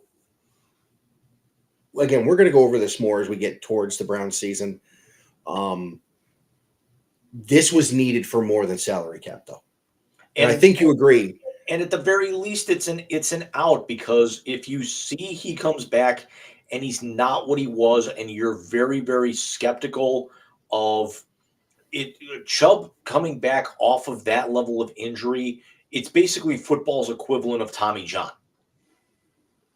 So it's a year. You're basically missing a year, and there's no guarantee you'll ever come back to anywhere where you were. If he blows out a knee, if he blows an ACL, even if he tears an Achilles, he could come back. We saw what Odell Beckham did after he tore, every letter in his leg twice, and was still productive. But to actually have that along with a compound break, this is going to be rough. This is going to be rough for him. But I honestly believe, with the way I saw him walking when he did the guitar and had the Batman mask on, which was fucking great. Yep. There was no limp, none, and that was that close after surgery. So I have a good feeling about him this year. Um, will he be what he was in the Chubba Wub Hub? Probably not. Probably not. But 85% of what he was is still better than anything they got on the roster. Because Jerome Ford is not evened out. I don't think they're going to bring Kareem back anymore. No, they're not. It's just time to cut ties with that. So now, you know, and now you've got to start targeting somebody high in the draft. Although in years past, you don't need to go out and get skill position guys. This is going to be one where you can actually start, even with their quarterback room being as iffy as it is for the four guys that they have in there, they've got a bona fide backup who can slide in Jameis now. They've actually got some reps out of Dorian Thompson-Robinson, as third string, if God forbid something, if they have to go that route. So now you can actually shore up the offensive line and the running back room, and then also build a little bit of depth at linebacker in this draft. Yeah, no, and I had mentioned Tommy Eichenberg to you, the standout Ohio State linebacker. He wouldn't be a bad move, Jim. It's a good motor. Was a captain of a very good defense last year. He plays the middle very well, which you can get creative with JOK if you have somebody who can anchor the middle. Now that you mention it, I'm going to bring up a name that I could see that working and draw a lot of comparisons to, and I think you're going to like it. Is it Spielman? Joe Schobert. That is a good comparison. It really depends what scheme. And I'm not just saying that because he's white. I think in that scheme, with the fact that you've got a guy who can fly end to end like a JOK, can play a hybrid, he's a guy that Eichenberg is a guy who can he can stay at home and he can come up the middle. I'm not saying he's going to set the world on fire like Ray Lewis or any other, legendary middle linebacker would, but he can definitely stay at home in short yardage. He's athletic enough where he can drop into, coverage under 10 yards, or he can attack the quarterback. Yeah, and you use Schobert because he was a Brown. I'm going to use another Buckeye, and I'm going to say Laurinaitis. Laurinaitis for your Rams was a very, very good middle linebacker. Mm-hmm. He fits that mold, so he would be an interesting pick for them to make in this draft. I think they have to get some depth at Jim. They've got to get a bunch of offensive linemen. If Eichenberg, I would like to see there. However, I can't think of his name off the top of my head. If the kid from Florida State is there, where I'm seeing a lot of mock drafts saying that he could be falling to the line. I know the player you're talking about. The linebacker, not the running back. You grab. No, I know. You run to the podium with the card. No, I agree with you. And I can't think of his name either, but I know the player you're speaking of. And that would be a very good addition as well, because they're basically the same. It's going to be a question: is that kid going to be there at 54? But we'll talk about that next week. Yeah. So let's get into that second thing over there, and it seems the Ohtani mess is finally going to be done. As they are now, he's going to jail, and this was fraud. Did you see the amount that this totaled up? Dude, I don't even want to think about it. Now we actually know where that $700 million contract came from. Yeah. Now we know why he deferred it. He knew about this. They figured it out, and that's why he went and deferred the money. Because now there's not much he can get into. And they caught his ass. So, listen, all the jokes we made about Ohtani and Pete Rose, obviously this is a different animal. This man was defrauded. I heard a clip from Michael Kay out of New York City questioning Ohtani's smarts, and he hides stuff. And all of a sudden when they're going to South Korea, he's married. And he knew about this. Let me say this right now, and I hope it ever gets back to him. If Ohtani would have signed into pinstripes, Michael Kay would be kissing his ass So shut up. Don't be a hater because he told your guys with their money to go off. Yeah, I agree. I agree. That'd be like a Met fan saying it, and or Although, relishing in the fact. but if you think about it, the Dodgers have been a hell of a lot more profitable and performed better than the Yankees over the last 10 years. So it's actually even worse that he's out in LA right now as opposed to New York, because New York right now is just riding off a name recognition. Hi, Oliver. Yeah, no, they really are, and it's name recognition, and it's a four hitter that's going to strike out 295 times this year. Although they beat the shit out of the Gardos in a doubleheader today. Fuck them. And Juan Soto's going to take Cohen's money next year. Gives a shit. Sorry, I just refreshed ESPN's page. I forgot UFC 300 is going on right now. Do you know it's not available to get on ESPN Plus pay-per-view in this country? Yeah, it's independent pay-per-view, but the one I was looking forward to. No, because it gives you the option to buy the pay-per-view. Zachary actually called me today. He goes, "Hey, Dad, can I use your ESPN Plus subscription to get the thing?" And then obviously I'll pay for it. It's not, you're not going to watch it. I said, "Yeah, sure, I don't care." So I went to order it for him because he had sent me the money, and it said not available in your country. I'm like, what the fuck do you mean? What the fuck do you mean not available in my country? VPN. This is bitch fight. Listen, I have a VPN.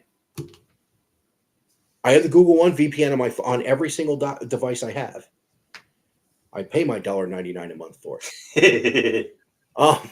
Well, I need the 100 gigs of storage. I was going to say that's actually where, if you want something that bad, that's where you drop the $9.95 for the 1 month trial of NordVPN and skirt around it. But the one I really wanted to watch, I'll probably go back and watch it. It's women's bout between Kayla Harrison and Holly Holm. Remember Holly Holm? She was the one that knocked out Ronda Rousey. That's right. And Kayla Harrison was a former 2-time PFL world champion and was actually on the verge of calling out Cyborg before she jumped to the UFC. Kayla Harrison tapped out Holly Holm in 1:47 of the second round. And the photo that I'm seeing, I don't know where it's coming from, but there is blood all over them. I don't know. Shit. I don't know if they picked it up off the mat, though, because there's a blood stain or smeared blood all underneath them.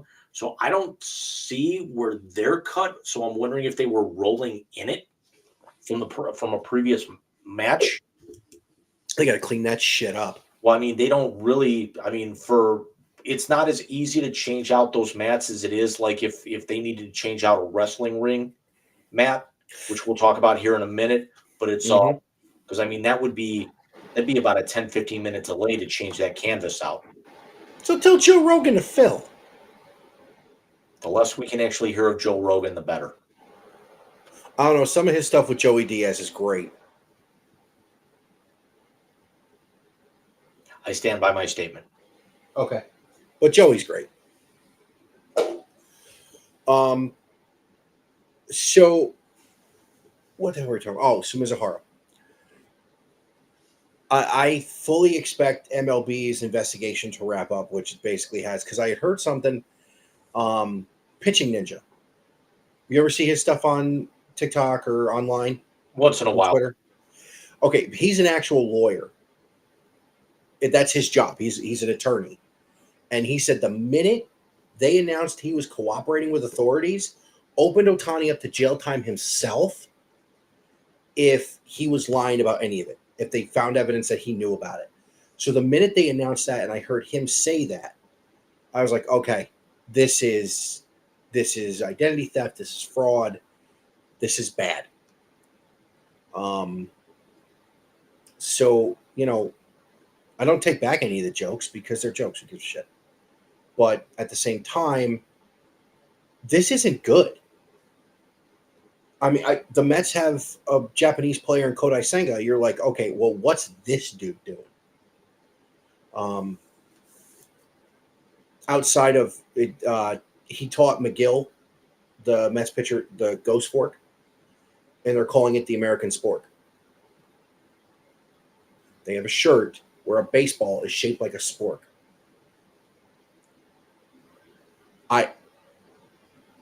I have to tell you, there have been many things with the Mets that have impressed me in the last few years. They gave Lindor the Trey Turner treatment, where the Met fans went crazy last night when he came at the bat. Got a big hit too. It was great. That might be my favorite. Sporks are just a wonderful thing. They really are. They're the Swiss Army knife of the school lunchroom. Minus the knife. No, if you got it the end right, you could do some cutting. You could. Because remember the tab on the end? Like if they didn't get popped off right, you get that little tab on the end. Yeah. Yeah, I remember someone trying to stab people with it. I think it was your brother. Oh. Shout out, Frankie. But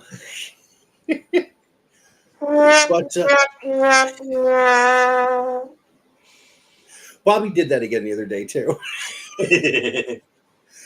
So let's get to the final member of the Blast, and that is WrestleMania 40. Jim, has WWE turned a corner to being the somewhat storytelling group it used to be? Or is this just Vince is fucking gone? It's every year, as much as I say I hate that company, I will plop down the 647 for Peacock just for the weekend, since they've started going to 2 nights since the pandemic. This was highly, highly entertaining. It wasn't as good top to bottom as an AEW pay-per-view. I think what I equated with some of our old backyard wrestling buddies was that the first night I thought was very disappointing. It wasn't terrible, but it definitely did not live up to its potential. Night 2 might have been, on its own, might have been the greatest WrestleMania of all time. That is what I have read as well. Now, I've watched different matches. Obviously, the final one of the night, we'll get into that in a minute. Highlight of night 1 was definitely the Rey Mysterio tag match, I'm guessing, for you. Or was it what's his name losing to McIntyre? Seth? Yeah. For me, it was I'm a little biased, even though the match wasn't the greatest. It was Rhea Ripley and Becky Lynch, just because my Emotionless and White, who I love, played Rhea to the ring. But I thought the clusterfuckery that was the tag team ladder match was fun as hell. I listen. R-Truth is a fucking genius. I love him. The Awesome Truth, the new Raw tag champions. Who the Monday night after Raw after WrestleMania was. You can see it. Jericho. So he's a real person. We're not talking about little Jimmy here, right? The look on Finn Balor's face when Cena's music hit was like, God damn it. And Cena comes out and first of all, I didn't realize Homeboy was going fucking bald. Oh, yeah, for the last couple of years. I mean, come on, John. Just come on. Let's go. It's not that hard. It's a razor 2-3 times a week. You're good. We had Rhea over Becky. We had the Usos brother versus brother. I thought was terrible. It was terrible. But I think it set up the other angle that we were talking about off the air pretty well. I think you're right with that, because it really wasn't meant to get over. It certainly was not going to be, Brett versus Owen. Or even Brett versus Davey Boy. Yeah, which was the brother-in-law thing. Exactly, which was family. And then because I think because it was only the third time the brothers ever faced off at WrestleMania, because the second was Matt and Jeff Hardy. Yep. And real quick on the Usos. Say Undertaker versus Kane. It's like, no, that doesn't count. That doesn't count. Better Uso moment, the match or the run-in on night 2? easily the run-in on night 2, which we'll talk about here in a minute. Yeah. But you had Seth and Drew put on a pretty good match, and then They did. Drew wins with Seth all busted up, essentially, kind of coming off of no, well, actually that led off night 2. You had women's world Tag match. You had the tag match. Oh, you had was the triple threat match for the U.S. title night 1 or night 2? That was night 2. Jesus, they did. Sami Zayn and Gunther, or Volk, I know him. Ending for the Intercontinental Championship. Yeah, so Sami Zayn ending Gunther's 666-day run as Intercontinental Champion, blowing well past Honky Tonk Man. Honky Tonk was like 3 and change, wasn't it? I want to say it was 450 or something, like 400. That was when he called out anybody in the Warrior beat him, right? Right. Okay. The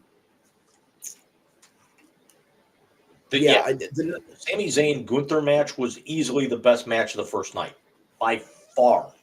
Which I think they had to set up that way because they had to play Cody and Seth losing, so it was tribal combat on night 2.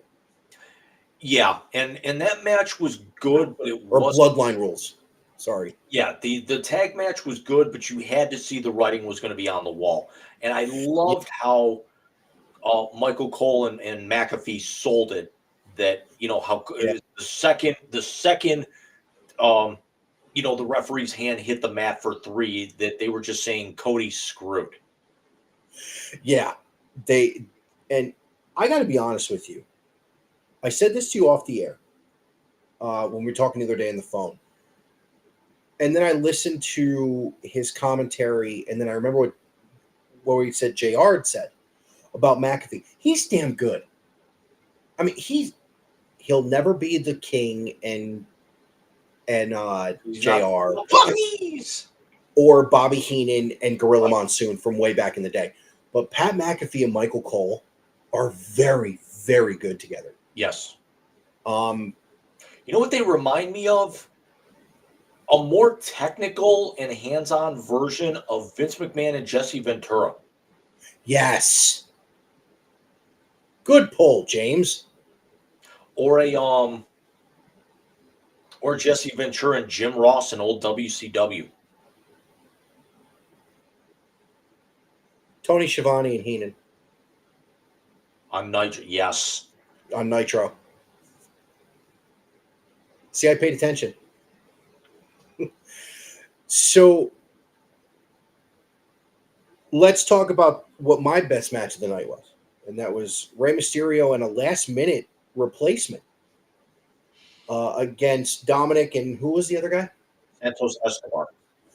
And last-minute replacement was Andrade, who is Flair's husband. Ric Flair's son-in-law. Okay.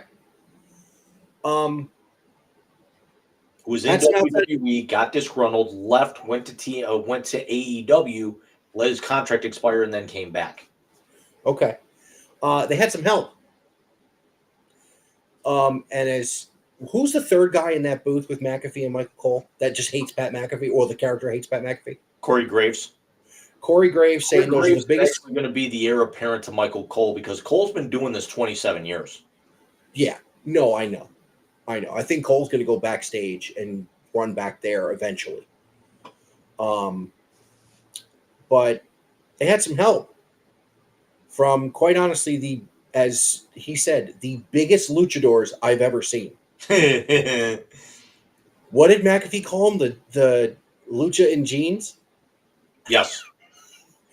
Who ended up being, and of course it's at the link, is WrestleMania. It ended up being none other than Lane Johnson, the current left tackle of the Philadelphia Eagles, and the newly retired Jason Kelce, who did the most impressive thing I've seen in a wrestling ring. He hopped over the top rope in jeans and Timbs. Not even in wrestling boots or sneakers. He's in jeans and Timbs. With no shirt, wearing a mask, trained at I don't think it was Stardom. No, it wasn't Combat Zone, but did like a week's worth of training for that, and uh, thanks to Michael Cole, the weatherman, freezing their balls off on night one, Yes, they did. And the even though the ring was heated. McAfee's call, legendary. I think I know who they are. And he takes the mask off because that's who I thought it was. But what was it? What did Graves say? Is that what's her name's brother-in-law? Not yet. Not yet. And he starts singing 22. I told you that. Yup, you had to go back. I know. I did, and that was wonderful. So let's get to night 2. And let's break down the best WrestleMania of all time.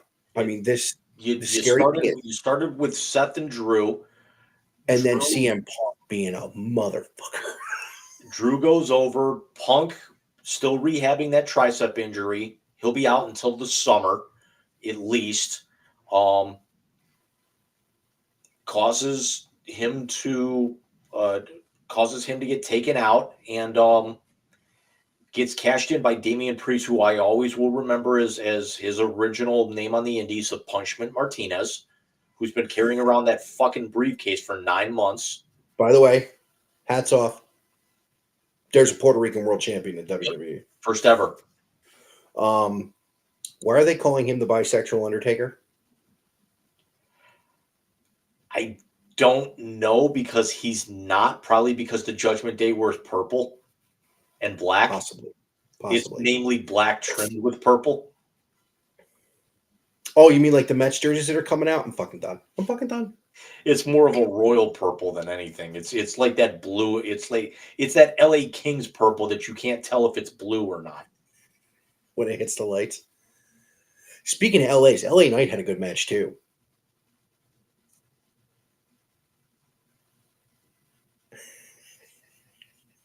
That one was good. Yeah, him and AJ was AJ Styles.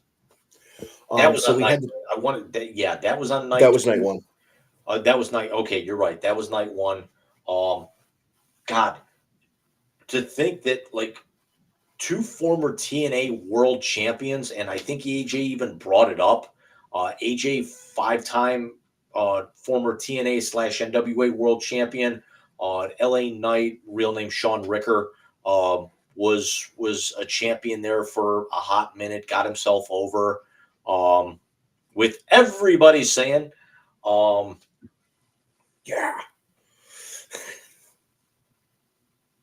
But that was good.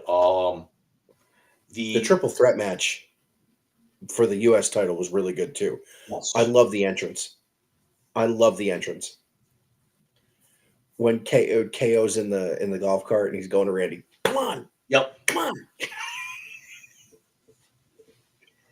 It's like shit you and I would do. Yeah. Hmm. Although I'm actually wondering, was that golf cart there just on the off chance that they were going to bring out Steve Austin? Because remember, he's usually like the ATV golf cart type guy. Yeah, but that would have been for later in the night. So let's get to that now.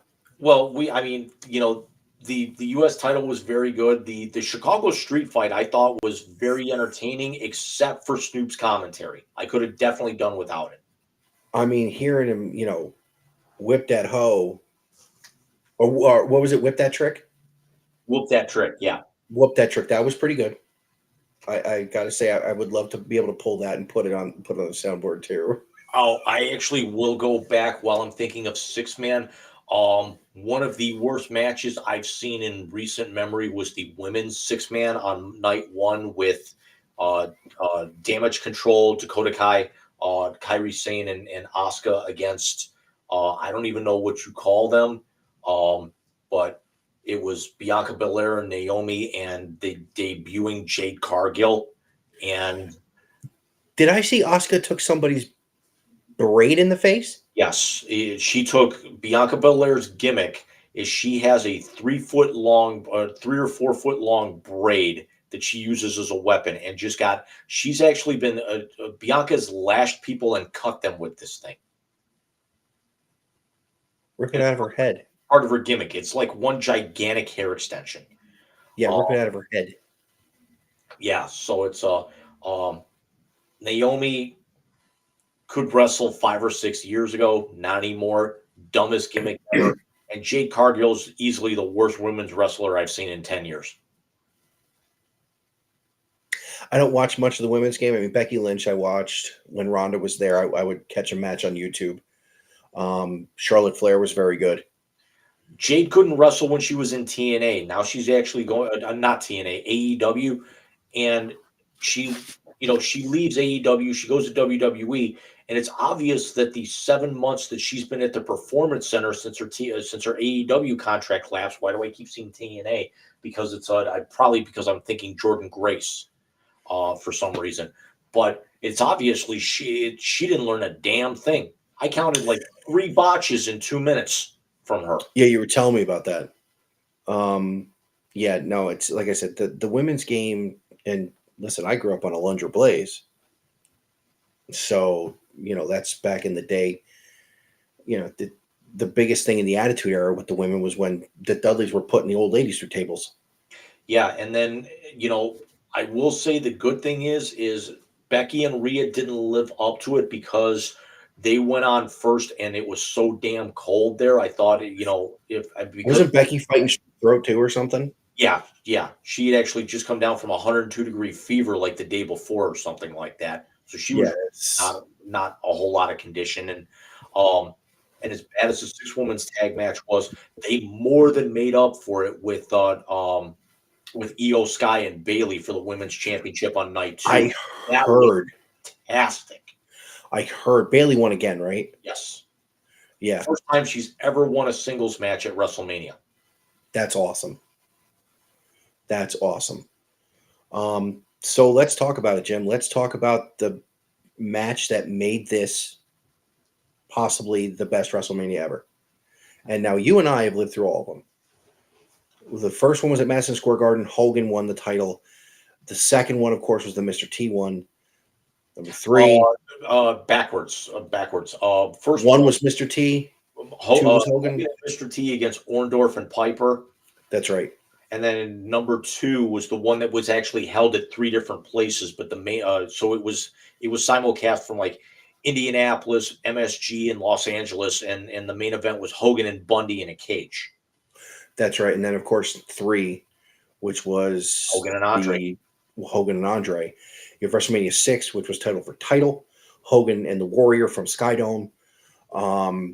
We've lived through Hogan and Rock, Austin and Rock. Phenomenal. That main event, the way it unfolded was it was wonderful. The storytelling was back to the Attitude Era storytelling. Roman had with his record-breaking 9th WrestleMania main event. Exactly. Cody back to back. It's the first time since Hogan, since Rock and Cena 10 years prior that you ran the same main event back to back years. Wait, Undertaker and Michaels was before Rock and Cena? Yes, because that was 2 years in a row. Okay. Yep. And then, of course, with it being Bloodline rules, we knew the deck was going to be stacked against Cody. A lot of people called it the Avengers assembling with what he had. Yeah. My favorite moment outside of Jey Uso putting Jimmy through a table off the friggin' stage, which was awesome. When Cena's music hit, every reactor I've watched said, all we need now is broken glass. Yeah. Because you knew once Cena came out, The Rock was coming out. And you thought it was boss. Yep. I loved the Shield angle. Yeah, because and nobody thought about this is because in the last few promos leading up to WrestleMania, Seth actually said to Cody, "I'll be your Shield." And when that hit, it's like there's no way that Jon Moxley's going to show up. No, but it's like, are they going to pull Kurt Angle? It's like, what's going to happen now? because Bro, when the hardly fucking bell walk hit, at that point with and he's going to take some time off to heal up some injuries. he's got to. And I think Becky's going to tell him to. Well, I think Becky's Um, going to take a little bit of time off as well. And yes, their daughter is the cutest thing since my son. You saw the one of like her I daughter did. yelling at her while she's training. Yep. I did. Bro, when that fucking bell hit, that was it. I lost my shit. The gong. Yeah. Just that might have been the single loudest and greatest like gasp I've ever heard. Like No, everybody was waiting for Austin. Everybody was waiting for Austin. Thinking glass breaking. Everyone was thinking something. Nobody predicted Dead Man. No, nobody did. I think a funny turn on it, and he can't do it, which is why they didn't do it. But Rock is sitting there, and all of a sudden you hear Foley's music hit. See, that actually was something I was thinking of, but Foley said for his 60th birthday he wanted to do a last match, but I guess he's rehabbing from something and he had a setback, so he actually said that that's not going to happen anymore. So Yeah, he's effectively done. Well, he's doing the DDP yoga stuff too. Yeah. Which is what's keeping him copacetic. But dude, the Dead Man hit, and I was like, "Oh my god!" And you knew that Undertaker Mark Calloway was not going to be able to do a whole lot with hip replacements, and I want to say his knee's been done, and he's 57 years old. So I mean, there's not a whole lot that he was really going to do. That's exactly what it was. You had Jimmy and Jay could go. You knew something was going to happen there. Solo was going to show up. Cena was actually going to run him off, as you figure. Rock was going to run off Cena, and then whoever was going to run Rock off was going to hit one big thing and then bolt, regardless of who it was. And when you think about it that way, you can't have Austin do that because you need the beer, you need everything else, because that's just what Stone Cold is. And then the other thing is that he also would have lingered around, so it would have actually, the attention would have been pulled on him, and it would have started detracting from Roman and Cody going home. Exactly. So Undertaker was perfect. And Michael Cole's call. I'm going to say this. My favorite hockey call of all time, do you believe in miracles? My favorite baseball call, the no-hitter with the Mets. My favorite basketball call, Cleveland is the city of champions once again. My favorite wrestling call is now that. Because it used to be the immovable the irresistible force meets force and the immovable object, the Gorilla Monsoon line. That is now my favorite call of all time. And like you said, the two tables were gone. He watched let's be honest. Holy Christ is my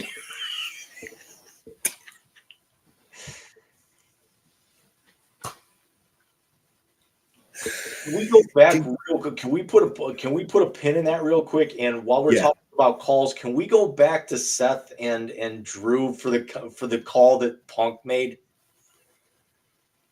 I didn't hear it. They were actually talking about what happened on night one, and he brought up and Jason Kelsey came up, and it's like, isn't that Taylor's? And they're like, not yet. So Seth comes out with, I don't know what it was modeled after. They said it, but it's like the only thing you could hear him say was, "Look at this goof."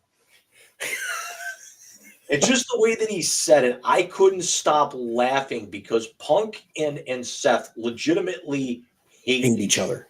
I don't want to say hate each other, but they really have a distaste for each other. Apparently, so does him and Drew McIntyre. Yeah, I mean, but that's normal. And did you see what AEW broadcast on Wednesday night? You mean the exact telling that Punk told everybody he did?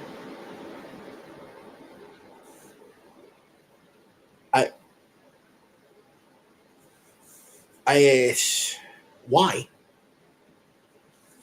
It definitely doesn't make AEW look good at all.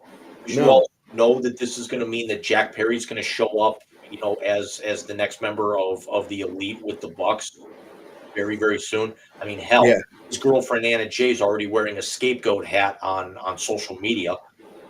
Jesus. Yeah, it's Let me build on that real quick. drink because I need a cold shower because I just thought of Anna Jay. So lucky bastard.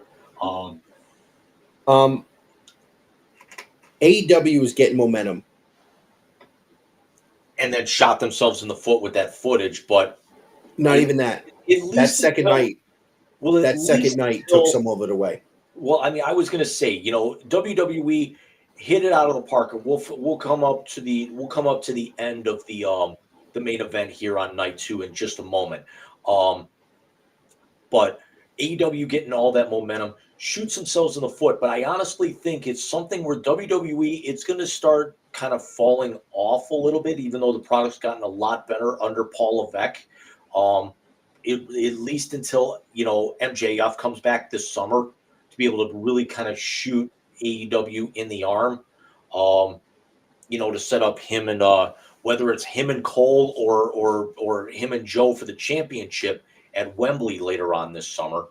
But it's still better in-ring product. But I think right now, with what I've seen the last few maybe month, last 3 or 4 weeks, maybe last 5 weeks, I think the production value of WWE has really gotten a lot better. And it was actually evident from some of the things that you saw on the Monday night after WrestleMania, which is always like the best Raw of the year because it's the most unpredictable Raw of the year. And this one certainly did not disappoint, except for that that horribly, horribly awkward Rock and Cody in-ring segment. What the hell did he give him? I don't know. It's who cares? It's Well, there's speculation because Cody sold Dusty's WWE Hall of Fame ring to start AEW. There's speculation he gave him the ring back. I mean, it very well could be, but the dead man shows up, and then like right after that, they go home. Cody blocks the spear attempt, with a knee. It's 3 crossroads, which actually at that point I want to say was like 7 or 8 crossroads he had hit on Roman, including actually kicking out and getting it done to him. Saw that. But it was and then the one lasting I should say the 2 lasting things I'll remember from that go home part of the segment after Dead Man walks out is Heyman screaming no at ringside when Cody's setting up to the 3rd one, and as Little Nate is counting the 1, 2, 3, Cole going story Finish the story. It was That call. You know what it reminded me of? Go ahead. That call, that's what I'm talking about is now on my top calls of all time. That right there. You know what it reminded me of, though, but in a good way? It reminded me of, remember when Lesnar broke Undertaker's streak after Yes. F5, and he actually spoiled it, and he said the streak is over, as he's actually, as the referee's counting Taker down, and you have the shock. But now this time, it's Cole counting it out, and 71,000 people losing their shit. And then, like, shortly after, while they're doing all the replays where, McAfee says, well, now what happens with the bloodline? And Cole says, who gives a damn? Exactly. But when Samantha Irvin announced him as the champion, Thank you. that gave me goose because I cried. I teared up myself. Twice. And I can tell you this. WWE is scripted entertainment. It's the male soap opera, as people have called it. As people call fantasy football D&D for jocks. All app names. She didn't know.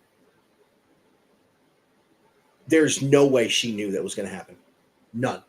Or if she did, she needs to get into movies because she's a hell of an actress. Well, I mean, even if she did, that's you could actually just tell it was 2 years in the making for this to happen, for an angle that was 4 years old. If you're talking about the bloodline, we're talking 1,300, and I want to say it was 41, 42 days, somewhere in there. That's 3.5 years. Yeah. Yeah. Her call, I mean, was great. I didn't realize she was going to marry Ricochet either. Yeah. Did you see her tattoo on her bicep? That great Irish wrestler Rick O'Shea. O'Shea. Stop. Did I you see stole her that tattoo? joke from Chris Van Vliet. I know you did. Did you? Who, by the way, I've started watching his stuff too. Love him. Did you see the tattoo on her bicep? It's the fucking Abbey Road cover. Really? If it's not, it's something very damn close to it. You know what? She did one with Van Vliet a few weeks ago where he actually quizzed her because all of the people under contract that she has to announce for, she has to have them memorized, their weight and their locations. I saw that. And he's quizzing her. Yeah, I saw that. So WWE is new champion. Well, two new champions. If you think about it, I'd have to go back and look, but I think Rhea and Logan Paul were the only champions out of That retained. on the main roster that retained all weekend. Bailey retained. No, Bailey. Io Sky was a champion Oh, okay. because Bailey had won Royal Rumble, and I don't watch NXT anymore. Gotcha. So yeah, they were the only ones who retained, and Kevin Owens and Randy need to do more stuff. Yeah, They're entertaining. they did for a while, but it's good. So honestly, if WWE continues to storytell like this, which is really what the Attitude Era was, as much as it got gory at times and it was over the top and everything, the storytelling that they did was up here. It had gone down to here for a long time. Well, here's also why is that before we start wrapping up and go to band practice here in a minute, but this is where you can tell the Paul Levesque influence because he knows this, and then you've noticed one of the things that they said right before the cameras went off for the night that Michael Cole says, I love pro wrestling. So I think now that Vince is not there, you're going to see a complete shift in the company. They actually said that those graphics where it looks like those holographic type things that you see, like when guys come out, they're going to scale a lot of those back. I showed you the minimalist entrance that they use for Monday. They could go to something a little bit more, like that. They're doing more international shows. They're talking actually pro wrestling instead of sports entertainment. The quality of the matches has gotten a lot better. I mean, Yeah. if they're looking for an opportunity to officially bury AEW, I don't think they will because I think AEW's got the better wrestlers and they don't focus as much on the backstage stuff. But I think this is something where they're still going to have the entertainment, but it's actually going to start shifting from where's the needles over here for the entertainment. Now you're going to see the wrestling, be into the red a little bit more. And the Attitude Era was right. Go ahead. Was right in the middle. Because wrestling was great and the storytelling was great. Yeah, because I think this is actually where they need to kind of distance themselves from AEW a little bit is because they tell a better story. They've got the more well-known names. AEW has the better wrestlers and the better athletes because AEW's also taken a lot of that independent talent and started growing their own. Who's the last major homegrown talent that WWE had? Reigns, who's 37. Cena is coming up on 47. 50. Yeah, Rock is 52. It's LA Knight is 40, but he actually was in NWA and TNA. So, Seth Rollins is in his mid to late 30s. You know, Samoa Joe is 42 as AEW champion. Swerve Strickland was on the Indies for a while and has now become a megastar. He's only 30. MJF, AEW's younger. MJF is the hottest commodity in wrestling right now, and he's 26. Yeah, no, AEW is definitely younger. Where I think WWE can distance itself more is that they take the established stars they have. The NXT route is very good because it has that younger feel to it, and the storytelling that Triple H and now Shawn Michaels, who's running NXT, let them do the storytelling that they did in the 90s, and you're gonna see these guys putting people over. Wait, come on. If Vince was still there, Roman would have won Sunday night. We all know that. Yeah, and at that point, he actually would have been. He not only would have broken Hogan's record, he actually, he would have kept the belt on him so long that he actually could have, made a run at San Martino's record, which means he would have held the belt 5 more years because of the friction between Vince and San Martino for all those years. Yeah. So, I hope Cody's more of a fighting champion than Roman was. Yeah, it's hard not to be. My least favorite thing of the whole Ollie, would you knock it off? My least favorite thing of the whole bloodline is that he should have lost that title 4 or 5 times. Easily, and he got bailed out. And the fact that he's held the title 1,340 some odd days and only defended it 31 times. That's 3.5 years. Yeah, that's bad. And each defense, basically, he got bailed out. Exactly. It's like, why can't they go back to? I'm actually hoping this is something where, and I understand, it's the storyline and what the writers' room does and everything, but it's like, dude, put the title on the line once a month, like when it was like Jack Tunney from when we were growing up. If you didn't defend, they stripped you of the title. I mean, Hogan was defending on Saturday mornings.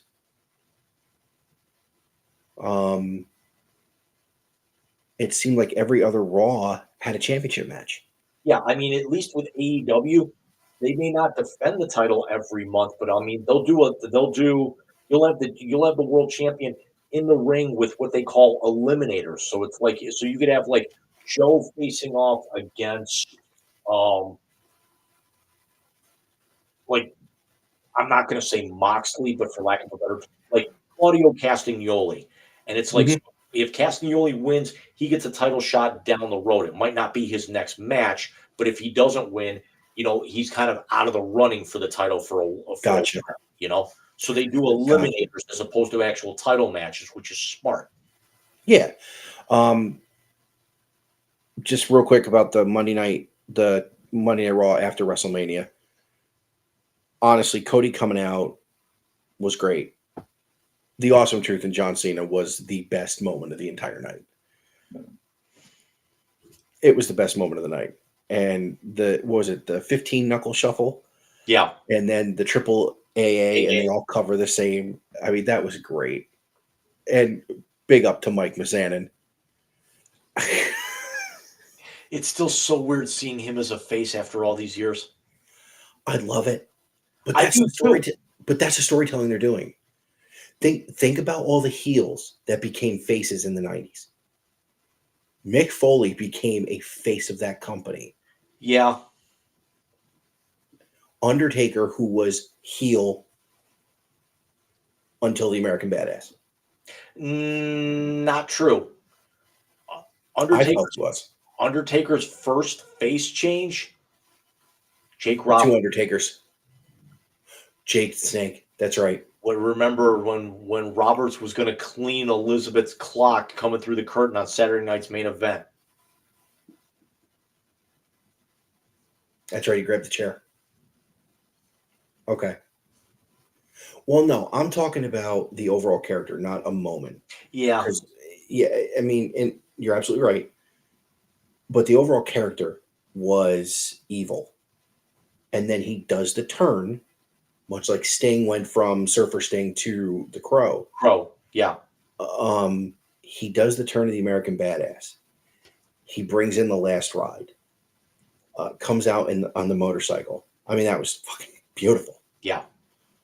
But yeah, Jim, we're at 2 hours and 24 minutes, so I'm thinking it's time. Would you shut up and just push the button already? No, God! No, God, please, no! No! No! No! It's the YZ Translator on the Wise Guys Sports Show. I'm forever unclean. Yes, ladies and gentlemen, once again, it is time for the YZ Translator, the favorite segment of the night, because as I tell you every week, it's the last segment of the night. So, I love how you laugh at that all the time. I gotta say, the Four Horsemen episode may have been one of my favorite translators of all time. I still actually have to go back and cut ours from 2 weeks ago. That'll be tomorrow because all I'm going to be doing is watching the Masters all day. But again, just going back through some of the wonderful favorites, James calling Kyrie Irving a douche canoe in the sing-song voice, my comparison of Brett Favre to Boss Hogg, Mr. Alex calling Dwayne Johnson a shitty actor, and of course, John and his Pornhub version of Kyle Shanahan's legacy all have highlighted the YZ Translator over the now 33 episodes we've done it. 32, because we didn't do it for the YZs. Okay.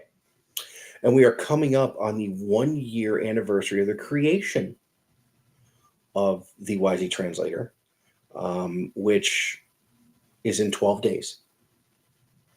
As we will not be on, we'll be on next week. We will not be on the 27th because it will be the second annual Wise Guys live react to the first round of the NFL draft. God willing, we'll get more than 5 picks in. Because God knows the draft takes for fucking ever. Yes. So, as is standard, James, you. Holy Christ! Yes! You lying bastard. No, I didn't lie. I actually, I went about it a different way. I was able to pull it a different way. That's awesome. So, what James just pulled is the greatest call in wrestling history. You hear the gong, the lights come up, the Undertaker's there, and Michael Cole yells, "Holy Christ." That's how you know nobody knew he was going to be there. That's genius. I didn't even think about it until I was actually like moving some files around. It's like, wait a minute. I've got a couple of those that I need to move anyway. Could I try this just to be able to get the audio? And I can't believe it actually worked. That's awesome. Because here's the thing is that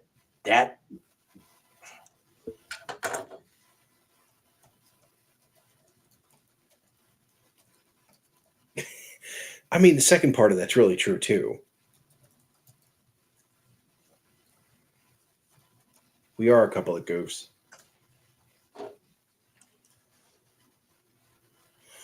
Really? It's very, very hard to pull audio out that way. That's rough. Maybe this is why I can't do shit like that. Yeah, but it's done. That's fucking. You'll have it tomorrow. That's one I'm not going to hold out on you. Okay, thank you. So, James,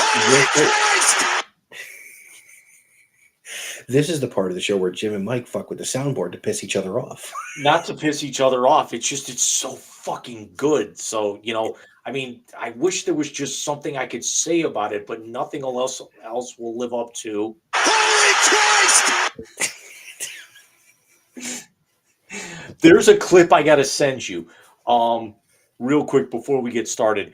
Cole has been begging for months to get the Viking Raiders, their female member of the group, Valhalla, Sarah Logan. She comes out wearing antlers, like Nordic antlers. And Cole has been begging for a pair of these for months. And finally, I want to say not last week, but the week before, she puts them on. She takes them off of her head and puts them on his, and the place erupts. And he's calling the match because he can't put his headphones on, but he's actually got the microphone like this. So he's calling the match like that. And so he's like, so we'll get back to the match. McAfee says, you really want to call the match when you look like an asshole? And Cole's just laughing live on air. Did he really call a ref? Did you see he called a referee Eddie Munster? Yes. Yeah. What was more important? I don't know if you caught this, but Holy Christ! he wasn't looking at the ring. You told me that. Did you see that after I told you, after I showed it to you? He was looking straight down at the monitor. He was looking at the monitor that was on the floor after Cena had destroyed the announce tables. Jesus. Listen, this was an amazing night. So I'm going to go one step further, and I'm going to say to you, James, your first name in the Wisey Translator. Mayfield's finest. Just waiting for them to fade out so this doesn't pick up on camera for when I go to cut it. You may continue. Thank you. Your first name in the Wisey Translator is Jason Kelsey.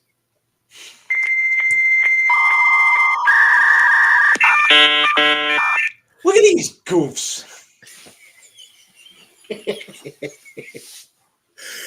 I'm sorry, but the leaping over in the jeans and the Tims, still amazing.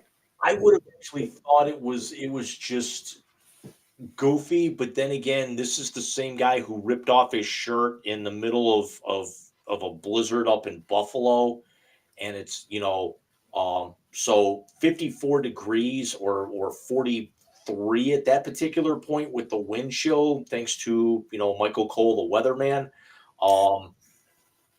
By that point, was nothing for him. No. And Homeboy never wore sleeves when he played. He's pretty used to it. Yeah. Hold on. Do you want to know why it's not a bad thing for him? He's from Cleveland. Very true. And I was actually thinking that they had like blowers or something on the outside of the ring. I didn't actually even realize until they started showing that there was like heat lamps directly above it, like part of the lighting grid. Oh, yeah. Yeah, no, that was impressive. What you got for me, bud? Michael, we're going to stay along the same lines. We're going to go a little good. out of left field tonight. Your first name in the YZ translator Holy Christ! is Michael Cole.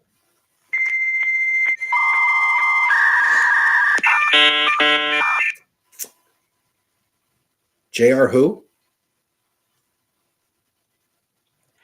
I like that. He's no Excalibur. He's no Joey Styles, but he is the JR for our generation. He is. I've also never seen anyone look stupider than in a singlet and a headgear either. I completely agree. I'm glad that you brought that up. But he looked like a schmuck and a half. I'll tell you this much. After Cody won, and the fact of like all the pageantry that took like 20 minutes before the cameras went off, two things got me. Samantha Irvin crying, and then Corey Graves crying on on audio right behind her when McAfee said it. Or Cole was actually saying Samantha Irvin getting emotional, and Cody and Cole hugging each other outside the ring, and Cody actually just like kept saying, "I love you, kid," because he's known him since he was 5 years old. Yeah, no, that was phenomenal. That was phenomenal. And again, phenomenal end to that story, but a beginning of a new one. Let's see what angle they write for Dwayne when he comes back, because I think he's filming Moana. It's why he's leaving.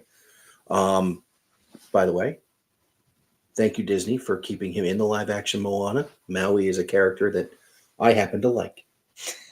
Thank you. You've screwed up all the other live-action shit you've done recently. Thank you for this. James, your second and final name in the YZ Translator this evening, and I'm going off book here pretty big. But we're going to be serious for a moment. Okay? Oh, Lance Storm? No. Your second and final name in the YZ Translator, Jim, is Tara Vanderveer.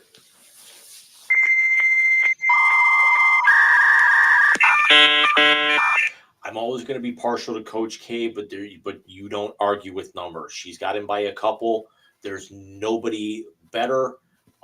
She doesn't have as many as Gino or Pat, but the job that she did bringing that program to the prominence that it is now, and will continue to have her thumbprints and imprints on that program for several years afterwards until she completely steps away from everything and rides off into the sunset for the last bit of her life, living the good life at this point. We're never going to see anybody come anywhere close to that record. No, I agree. That's why I wanted to give you her in this, because I know you are a fan of hers. So that's why I went a little serious tonight. Usually the translator gets a little stupid, but this was one, especially with everything that's going on. We've had so much stuff that could have gone way off the rails. Yeah. And we didn't go off the rails until really last week or 2 weeks ago. Or 3 weeks ago, excuse me. When the four of us were together and we knew that was going to happen. What you got for me? I'm hoping that you've seen ESPN this afternoon, or like later on, or like early this evening before we came on. This gentleman had himself an afternoon. Michael, your second and final name in the YZ translator tonight, Zach McKiskey.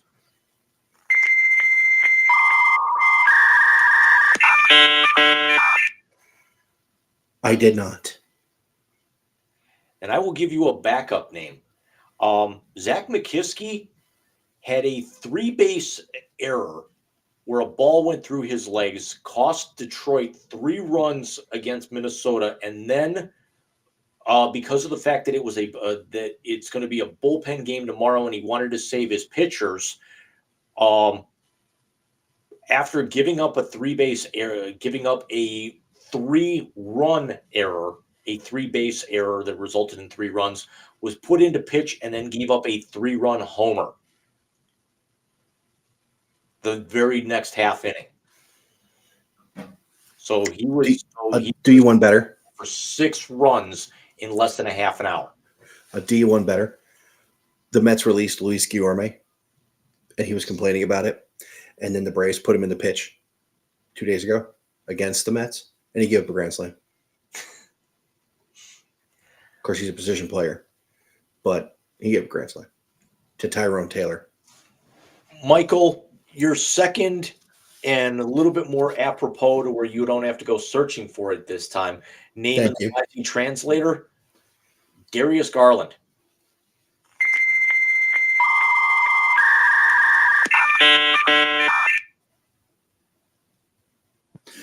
There's 2 ways I can do this. There's the TO way where I start crying and go, he's my point guard. Won't do that. I will say this. And this is an announcement for all you morons on social media. If you think getting rid of Darius Garland's a good idea, hand in your Cavs fan card and shut the fuck up. Donovan doesn't stay if Darius isn't here. Tell you that right now. You want Donovan to stay? Darius cannot go. It is the most dynamic backcourt in the NBA. And yes, I'm a homer, but I'm also not wrong. He needs to stay. He's going to do nothing but get better. Shut up. Shut up. The only hole I'm going to punch in that argument is that unless they make the Eastern Conference Finals, if they go out in the first round, not only is JB going to be gone, but I have a very, very suspect feeling that the core 4 that you have, one of them is going to be moved. And if I was a betting man, I'd probably say it was going to be Darius as opposed to Jared. You need to get one of Look at the body of the work over the last maybe 3 months. Jared has gotten better. Darius has regressed. He was regressed because of injury and off the court shit.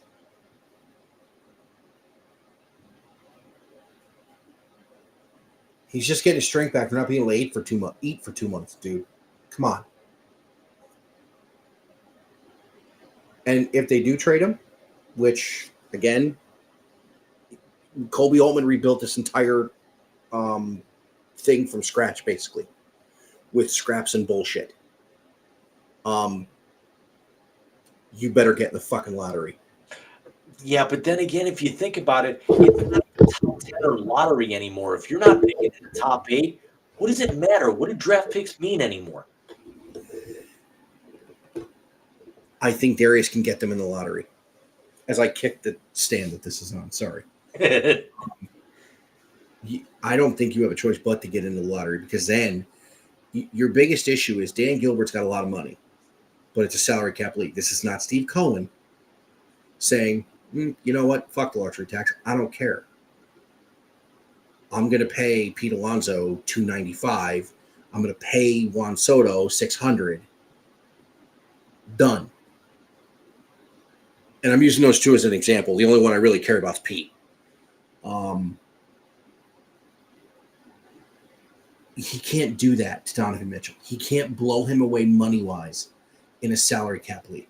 You have to blow him away with the roster, which, if you remember correctly, when Donovan was traded, that was his favorite part of this. It didn't cost them Darius Garland. It didn't cost them Isaac Okoro. It didn't cost them Evan Mobley. It didn't cost them Jared Allen. He is comfortable here because of the roster. He did not have help in Utah. He's got somebody who shoulders a load with him now.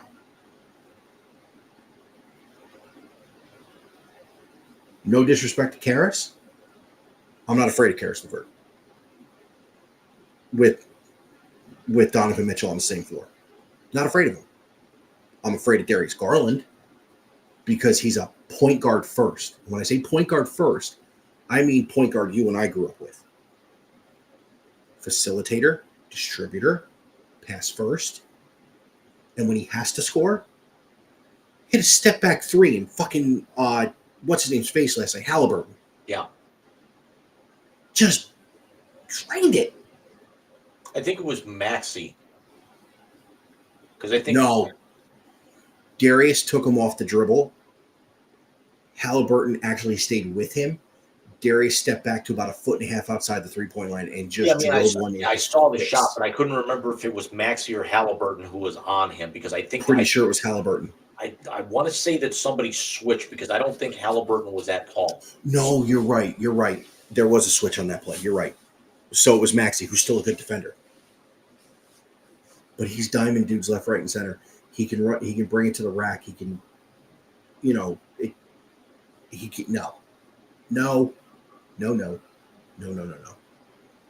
Because I'm angling to get a Darius Garland jersey, and if I do that and they get rid of him again, that's 2 in my fucking closet that I can't wear. Well, I mean, I wear them, but You can go to Bobby Sura or Dan Marley. fuck Dan Marley. Bobby Sir, I'd wear. I was going to say, you're lucky that we're ending the show, or else I'd mute you. Really?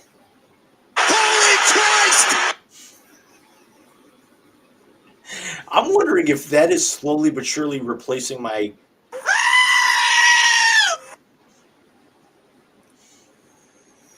It's possible, but Jim, nothing will ever replace. Sometimes it may be good, sometimes it may be shit.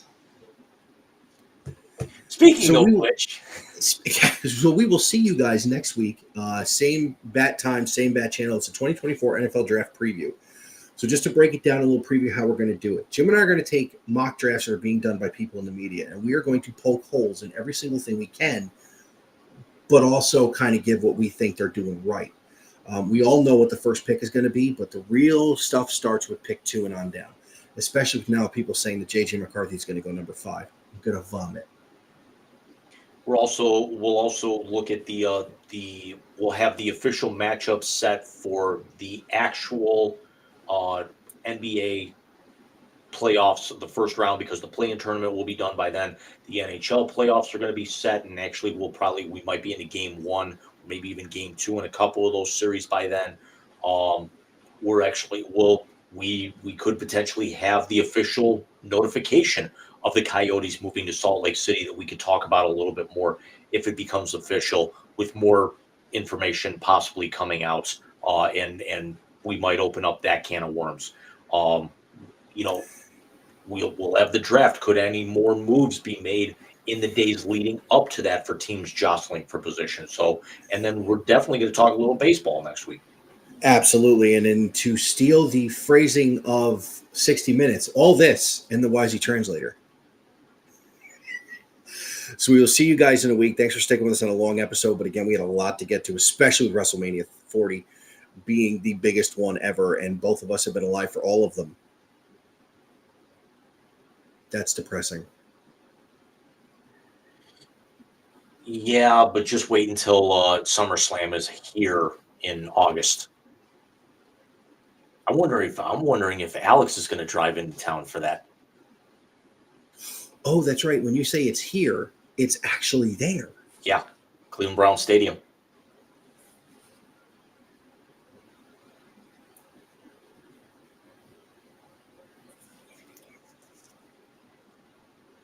Holy Christ! We'll see you next week, everybody. Good night, everybody.